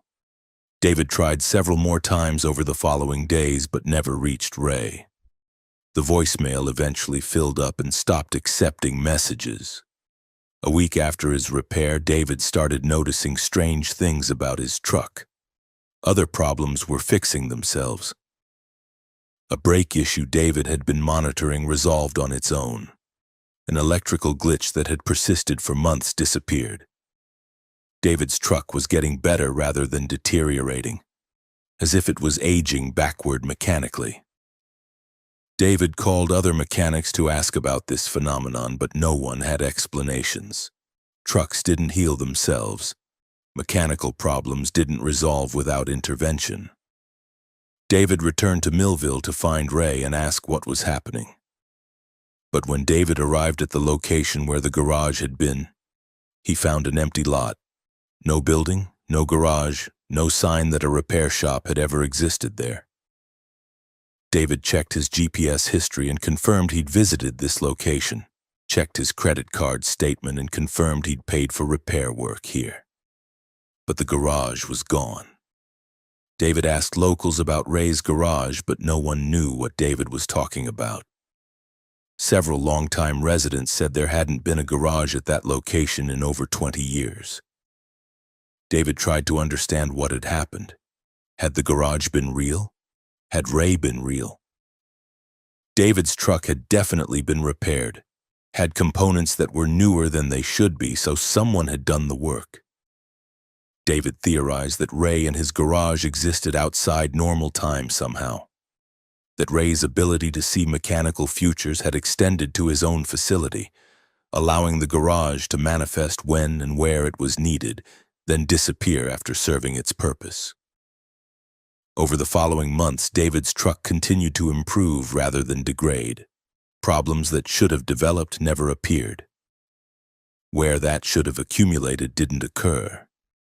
David's truck was lasting far longer than any vehicle should, as if Ray's repair had somehow extended its mechanical lifespan beyond normal limits. David realized that Ray hadn't just fixed the bearing. Ray had repaired David's truck's future, had adjusted the timeline of its mechanical degradation, had given the vehicle extra years of reliable operation that it wouldn't have had otherwise. But David also noticed something disturbing. He was having vivid dreams about mechanical failures, seeing trucks breaking down, watching engines seize and transmissions explode, witnessing catastrophic failures in detail. David would wake from these dreams and realize he was seeing the mechanical deaths that Ray saw constantly, the inevitable failures that awaited all machines. Ray's repair had somehow transferred a small portion of his gift to David, allowing David to perceive mechanical futures at least in his dreams.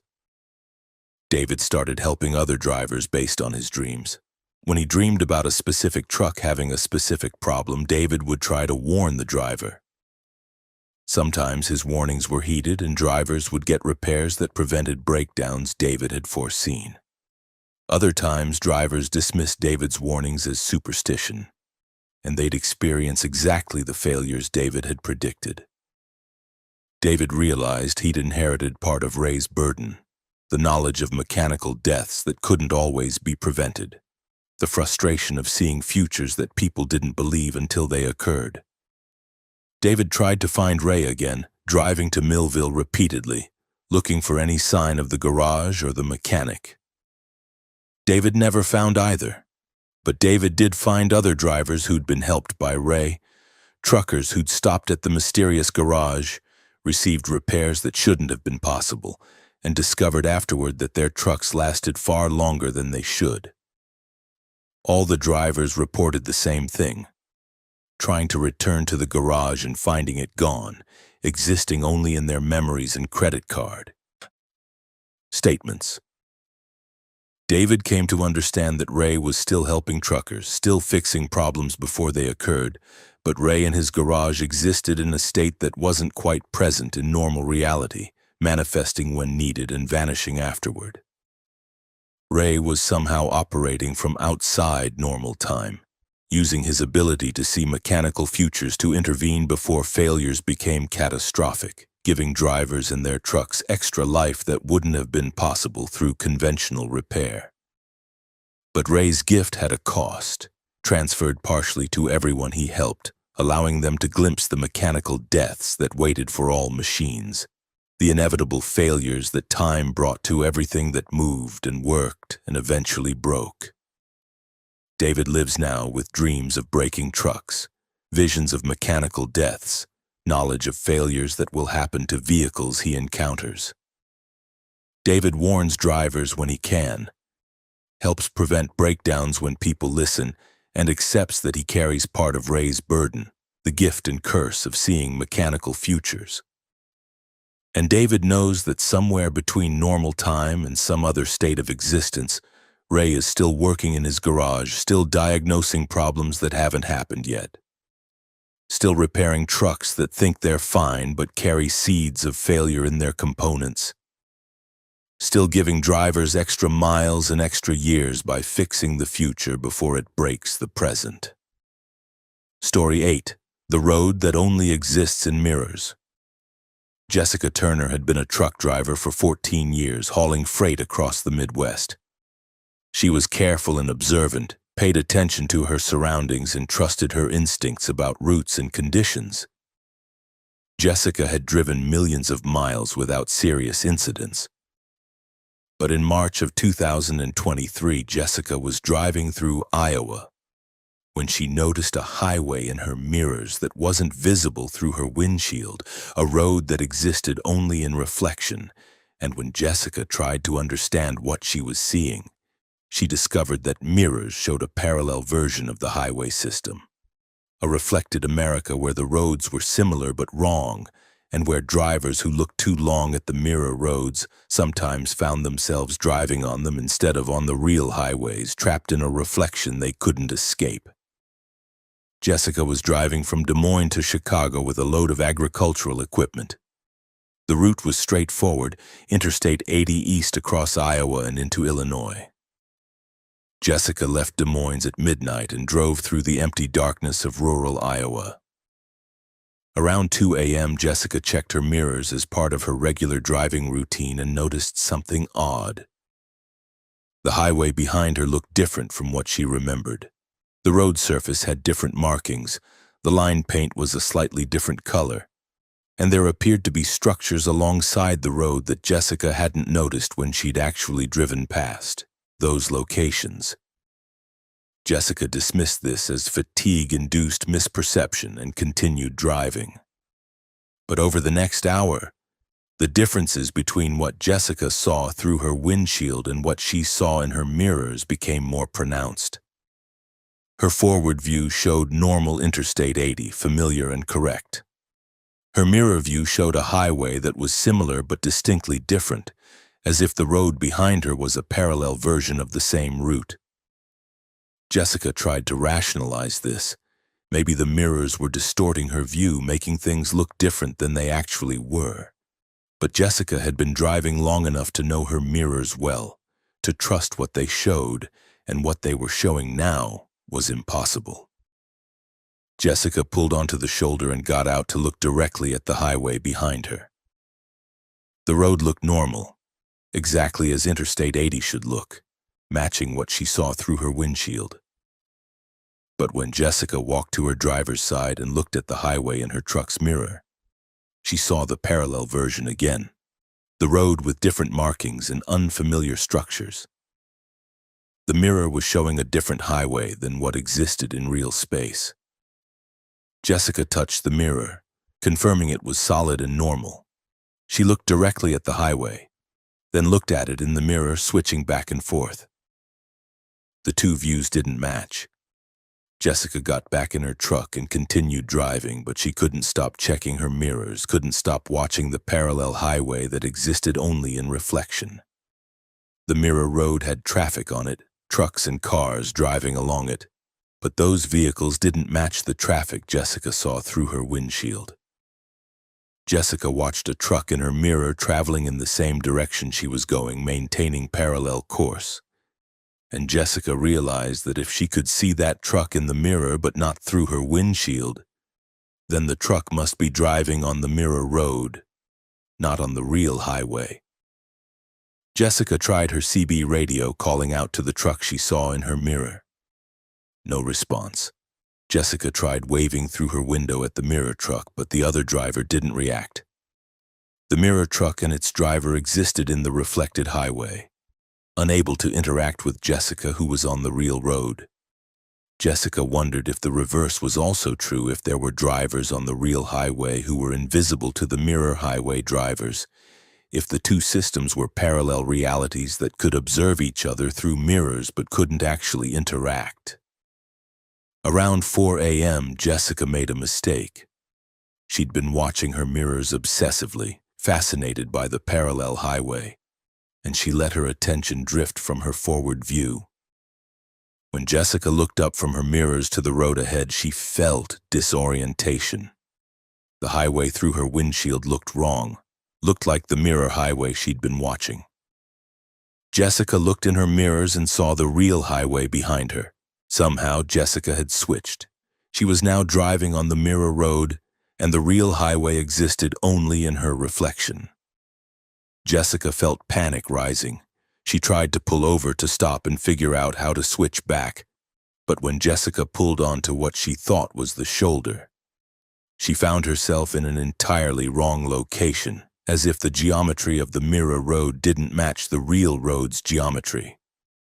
Jessica was on a highway that looked almost like Interstate 80 but was fundamentally different in ways both subtle and obvious. The signs were similar but not quite right. The exits led to towns with familiar names but unfamiliar configurations. Jessica was in a parallel America, a reflected version of the country that existed in mirrors but that drivers couldn't normally access. Jessica drove for hours, trying to find a way back to the real highway. She took exits, drove through towns that looked almost like real Iowa towns but weren't quite correct, tried every route she could find. But Jessica remained on the mirror highway system, unable to find a crossing back to normal reality. Jessica saw other trucks on the mirror roads, other drivers who looked as confused and frightened as Jessica felt.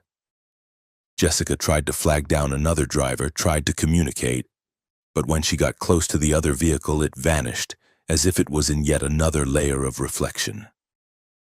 Jessica realized the mirror system had multiple layers, multiple parallel highways that existed at different levels of reflection. Jessica might be in the first reflection, while other drivers were in second or third reflections, and none of them could interact because they were separated by layers of mirror reality. Jessica was trapped in a labyrinth of reflected highways, each layer showing roads that were similar to but different from the real America. Around noon, by Jessica's truck clock, she saw a truck stop and pulled in, desperate for help or information. The facility looked normal, and Jessica went inside, hoping to find someone who could explain how to escape the mirror roads. The clerk behind the counter looked at Jessica with weary recognition. "You're new to the mirror highways," the clerk said. "Most drivers figure it out eventually. You look too long in your mirrors while driving on a section where the boundary is thin and you crossed over. Happens more often than people think." The clerk explained that certain stretches of highway had thin boundaries between real space and mirror space, and drivers who were watching their mirrors while in those areas could accidentally cross into the reflection. The clerk said most drivers crossed back eventually, usually by accident when they weren't paying attention to mirrors and the boundary pulled them back to real space. But some drivers stayed trapped in mirror space for weeks, months, or forever, unable to find the crossing that would return them to normal highways. The clerk gave Jessica advice. "Stop looking in mirrors. Drive forward only, watching the road ahead, ignoring all reflection for as long as possible." The boundary between spaces would eventually pull Jessica back to real roads, but only if she stopped acknowledging the mirror reality. The more Jessica looked at reflections, the more solidly she'd be anchored in mirror space. Jessica thanked the clerk and got back on the highway, forcing herself to cover her mirrors, to drive using only her forward view, to pretend the mirror world didn't exist. Jessica drove for 3 days, sleeping in her truck, maintaining her resolve to never look in mirrors. On the fourth morning, Jessica glanced briefly at her side mirror without thinking and realized the highway looked normal, looked like real Interstate 80. Jessica cautiously checked her forward view and confirmed she was back on the real highway system. Jessica had crossed back, pulled out of mirror space by the boundary that wanted drivers on the correct side of reality. Jessica pulled into the next truck stop and slept for 12 hours, exhausted from the ordeal. Jessica delivered her cargo to Chicago 3 days late with no real explanation for her delay. She claimed mechanical problems, which her company accepted without investigation. Jessica never told anyone the truth about the mirror highways, knowing she'd be thought insane or impaired. But Jessica researched and found other drivers who'd experienced similar phenomena, who'd accidentally crossed into mirror space and spent days or weeks trapped in parallel road systems that existed only in reflection. Jessica learned that the mirror highways were a known phenomenon among certain truckers, a hazard that wasn't discussed openly but was understood by drivers who'd experienced it. The advice was always the same. Don't watch your mirrors too long. Don't let your attention fixate on the reflected road behind you because certain sections of highway existed in multiple states simultaneously, and observers could shift between those states depending on which view they focused on. Jessica drives more carefully now, checks her mirrors only briefly, keeps her attention forward, and never allows herself to become fascinated by the highway behind her. But Jessica knows the mirror roads are there, knows that parallel America exists in reflection, knows that other drivers are trapped in those mirror systems right now, driving highways that are almost correct but not quite, trying to find their way back to reality, looking for the boundary crossing that will pull them out of reflection and return them to solid space where roads are roads and mirrors show only the past you've already traveled, rather than alternate presents you might accidentally enter if you look too long at what lies behind you. Story 9. The delivery address that didn't exist until he arrived. Marcus Webb had been hauling specialty freight for 9 years, transporting unusual or high-value items that required careful handling and discretion.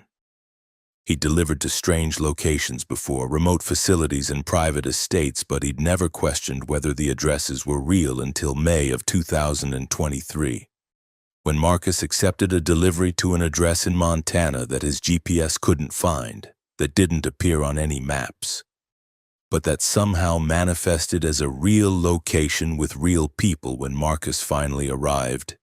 And what Marcus discovered there made him understand that some delivery addresses exist in a state of quantum uncertainty, becoming real only when observed by the person meant to make the delivery. Marcus picked up his load from a warehouse in Denver on a Monday morning. The cargo was labeled as scientific equipment sealed in wooden crates, total weight about 4,000 pounds. The paperwork indicated delivery to an address in Montana, a location described as a private research facility. Marcus entered the address into his GPS expecting a remote but accessible location. But his GPS couldn't find the address, reported it as invalid or non-existent. Marcus tried his phone's mapping application with the same result. The address didn't exist in any digital database Marcus could access. Marcus called his dispatcher to confirm the address was correct. The dispatcher read it back exactly as Marcus had it on his paperwork, said the shipper had confirmed it was accurate, but the dispatcher couldn't find it on maps either. The dispatcher suggested Marcus drive to the general area and look for local signs or ask for directions when he got close. Marcus accepted this explanation, figuring it was a new facility that hadn't been added to mapping databases yet. Marcus began driving north toward Montana, following the general route that would take him to the region where the address should be. The drive took 2 days, and Marcus spent much of it trying to research the delivery location using every mapping tool and database he could access. Nothing showed the address as existing. Marcus found the road name, a rural route in northern Montana, but the specific building number didn't appear on any maps. Marcus arrived in the area on Wednesday afternoon and drove along the road where the address should be, looking for any facility that matched the description. Marcus saw only empty ranch land and scattered farms. No research facility, no building with the number from his delivery address. Marcus stopped at a local gas station and asked the attendant if she knew of any research facility in the area. The attendant looked confused, said she'd lived there her entire life and knew all the local properties. There was no research facility anywhere nearby. Marcus showed her the address on his paperwork. The attendant studied it and said that road existed, but it ended about 10 miles out of town with no structures on it beyond a few old barns. Marcus thanked her and drove out to the road, determined to find something that explained where he was supposed to deliver his cargo. Marcus drove the full length of the rural route, reaching the end where the pavement turned to dirt and eventually petered out entirely. Marcus was about to turn around and call his dispatcher to report the address was invalid when he noticed something in his rearview mirror. Behind his truck, where there had been only empty road moments before, there was now a building. A large facility with modern architecture, clearly a research center or laboratory, with a sign displaying the exact building number from Marcus's delivery address. Marcus looked through his windshield, turning his truck around to face the building. It was definitely there, solid and real, with parking lot and vehicles and people visible moving around. But Marcus was certain the building hadn't existed 30 seconds earlier when he'd driven past this location. The facility had appeared, manifested, become real only after Marcus had passed it and seen it in his mirror. Marcus pulled into the facility's parking lot, his hands shaking, trying to understand what had just happened. Marcus got out of his truck and approached the building's entrance where a security guard was stationed. Marcus asked the guard how long the facility had been here. The guard looked at Marcus with confusion and said the facility had always been here, had been operating for over 20 years. Marcus insisted he'd just driven past this location and seen nothing. But the guard dismissed Marcus's comment as a navigation error. Marcus didn't argue. He went through the delivery process, backed his truck to the loading dock, and watched as workers unloaded his cargo. The workers were normal. The facility was real. Everything seemed completely ordinary except for the impossible fact that this place hadn't existed until Marcus had seen it in his mirror. After completing the delivery, Marcus drove away from the facility and watched it in his mirrors. The building remained visible and solid until Marcus reached a curve in the road that took it out of his line of sight. When Marcus came to a straightaway where he should have been able to see the facility behind him, it was gone. Just empty land again, no building, no parking lot, no sign anything had been there. Marcus drove back to verify, and the building wasn't there. The address didn't exist again. Marcus had delivered his cargo to a location that had existed only temporarily, only for as long as Marcus needed it to exist. Marcus called his dispatcher and reported the delivery as complete, mentioning nothing about the facility's appearance and disappearance. Marcus's dispatcher confirmed the client had received the cargo and signed for it. Everything was normal from a business perspective. But Marcus couldn't accept that what he'd experienced was normal. Marcus researched quantum physics and found theories about observer effect, about how observation collapses probability waves and makes specific states real. Marcus wondered if the research facility existed in a quantum superposition, neither definitively existing nor not existing until observed by the intended recipient.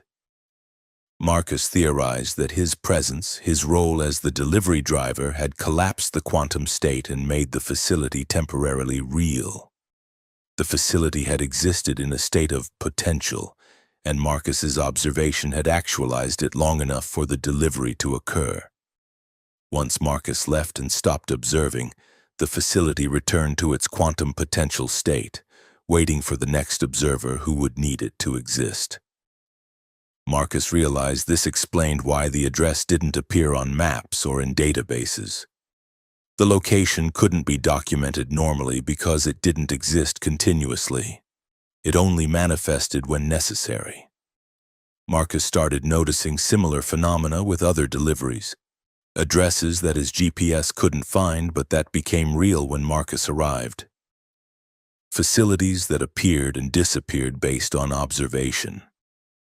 Marcus began to suspect that more locations existed in quantum states than anyone realized, that buildings and addresses throughout America were only semi-real, manifesting when needed and fading back to potential when not being observed.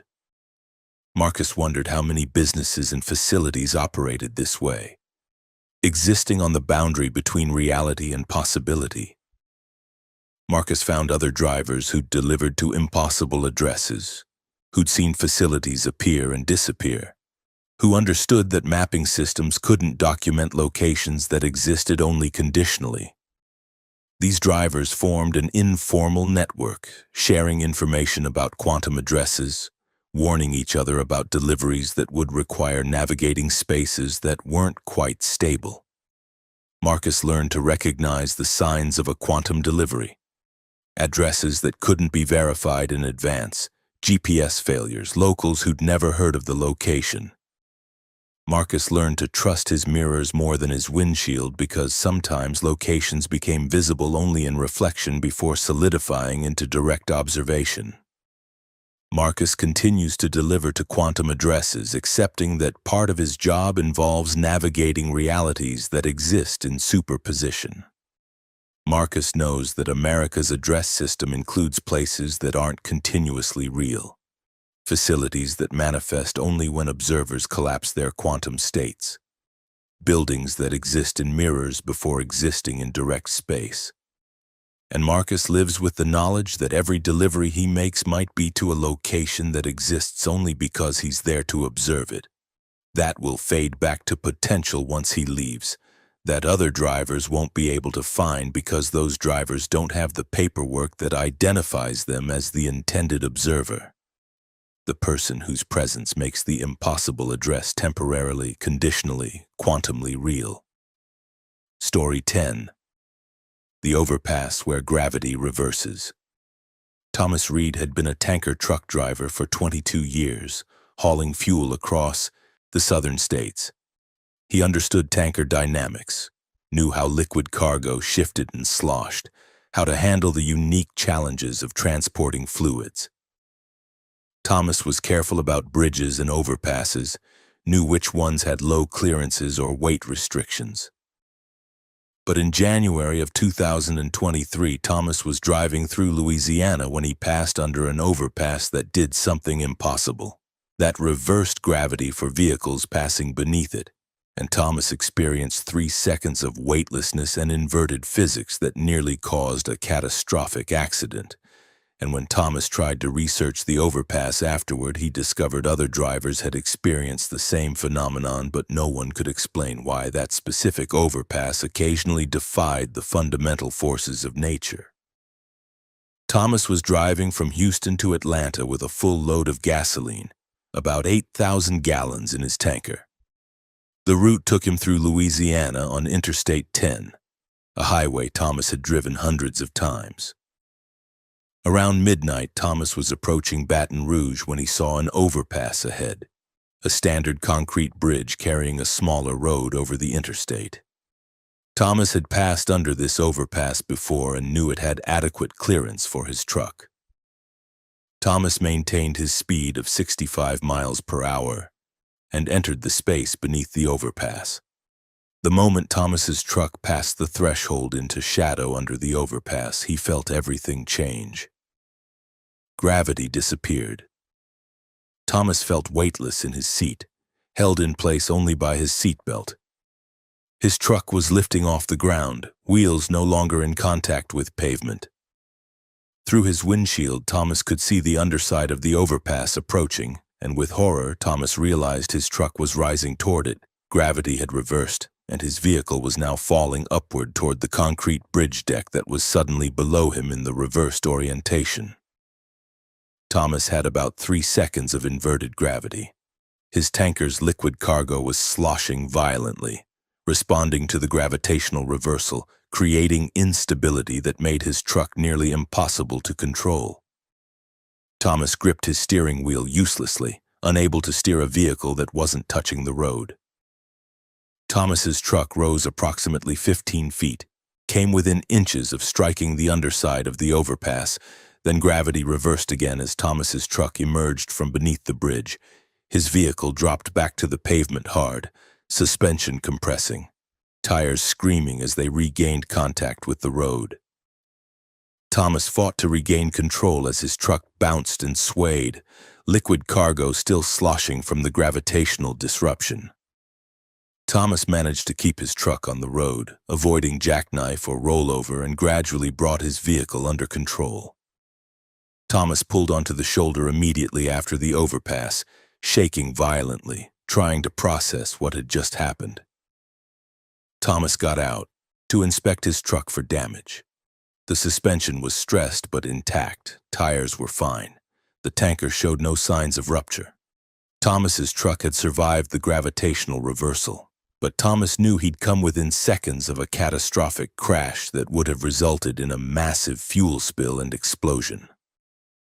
Thomas sat in his truck for 30 minutes trying to calm down and understand what he'd experienced. Gravity didn't reverse. That was impossible. But Thomas had definitely felt weightlessness, had definitely seen his truck rising toward the overpass underside, had definitely experienced 3 seconds of physics that violated everything Thomas knew about how the world worked. Thomas thought maybe he'd had a medical event, a stroke or seizure that had created sensory distortions. But Thomas felt fine physically, and his truck's dash cam had recorded the incident. Thomas reviewed the footage and saw his truck clearly leaving the ground, rising toward the overpass, then dropping back to pavement. The video confirmed what Thomas had experienced was real. Thomas called his dispatcher and reported the incident in vague terms, saying he'd experienced vehicle instability under an overpass and needed to have his truck inspected before continuing. His dispatcher arranged for a maintenance facility in Baton Rouge to check Thomas's truck. Mechanics found stress damage consistent with impact or severe bouncing but couldn't identify a cause. Thomas didn't explain the gravity reversal, knowing he'd sound insane. Thomas completed his delivery to Atlanta but immediately started researching the overpass where the incident had occurred. Thomas found online forums where other drivers discussed strange experiences, and he searched for mentions of the specific overpass. What Thomas found shocked him. Dozens of drivers reported similar incidents at that exact overpass. Vehicles lifting off the ground, gravity reversing, 3 to 5 seconds of weightlessness and inverted physics. The reports went back years describing identical experiences. Some drivers had crashed, losing control when their vehicles dropped back to pavement.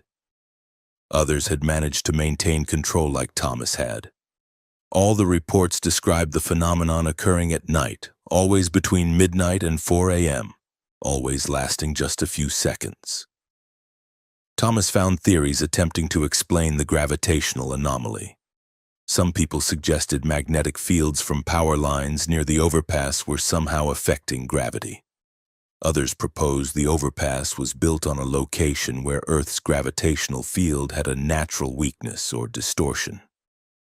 A few suggested the overpass existed at a point where multiple dimensions overlapped, creating temporary gravitational instabilities. None of the theories had scientific support, and mainstream physics insisted the phenomenon was impossible. Gravity didn't reverse locally and temporarily, but dozens of drivers had experienced exactly that, all at the same overpass, all with similar details. Thomas contacted the Louisiana Department of Transportation and reported the gravitational anomaly, suggesting the overpass be inspected or closed for safety. The department responded politely but dismissively, said they had no reports of structural problems with the overpass, that it passed all engineering inspections. Thomas tried to insist that gravity was reversing under the bridge, but the department representative clearly thought Thomas was joking or confused. No investigation was launched. Thomas warned every driver he could about the overpass, posting on forums, telling friends and colleagues, trying to create awareness that passing under that specific bridge at night carried extreme danger. Most drivers who'd experienced the gravitational reversal were reluctant to discuss it publicly, afraid of being thought incompetent or impaired. But privately, drivers shared information about the overpass, learned to avoid it during night hours or to pass under it slowly and carefully, ready for the gravitational disruption. Thomas never drove under that overpass again, modified his routes to avoid it entirely, even though it added time to his trips. Thomas couldn't risk another encounter with reversed gravity, couldn't trust that he'd be lucky enough to maintain control a second time. Thomas researched physics extensively, trying to understand what could cause localized gravitational reversal. Thomas found references to gravitational waves, distortions in space-time that could theoretically affect local gravity. But nothing suggested such waves could occur naturally at highway overpasses. Thomas developed a theory that the overpass itself wasn't the cause, but rather marked a location where something else was happening. Maybe the overpass was built at a point where Earth's rotation or orbital motion created a temporary gravitational interference. Maybe underground geological features created magnetic or gravitational distortions that became noticeable to vehicles passing at specific times. Maybe the overpass existed at a point where multiple gravitational fields intersected in ways that occasionally canceled each other out. Thomas had no way to prove any of his theories, could only document the phenomenon and hope that eventually someone with more resources would investigate properly. Thomas lives now with the knowledge that gravity isn't as constant as people assume, that specific locations might experience temporary gravitational reversals, that physics has exceptions that science doesn't acknowledge, but that drivers experience directly when they pass under the wrong overpass at the wrong time. And Thomas knows that somewhere in Louisiana, an overpass still defies gravity regularly, still lifts vehicles off the ground for 3 seconds of terrifying weightlessness, still threatens to crash trucks into its underside through impossible reversed physics, and still operates as part of the interstate highway system with no warnings, no signs, no acknowledgement from authorities that anything unusual happens there. Just an ordinary overpass that occasionally turns the world upside down for drivers who pass beneath it during the dark hours when reality's rules become negotiable.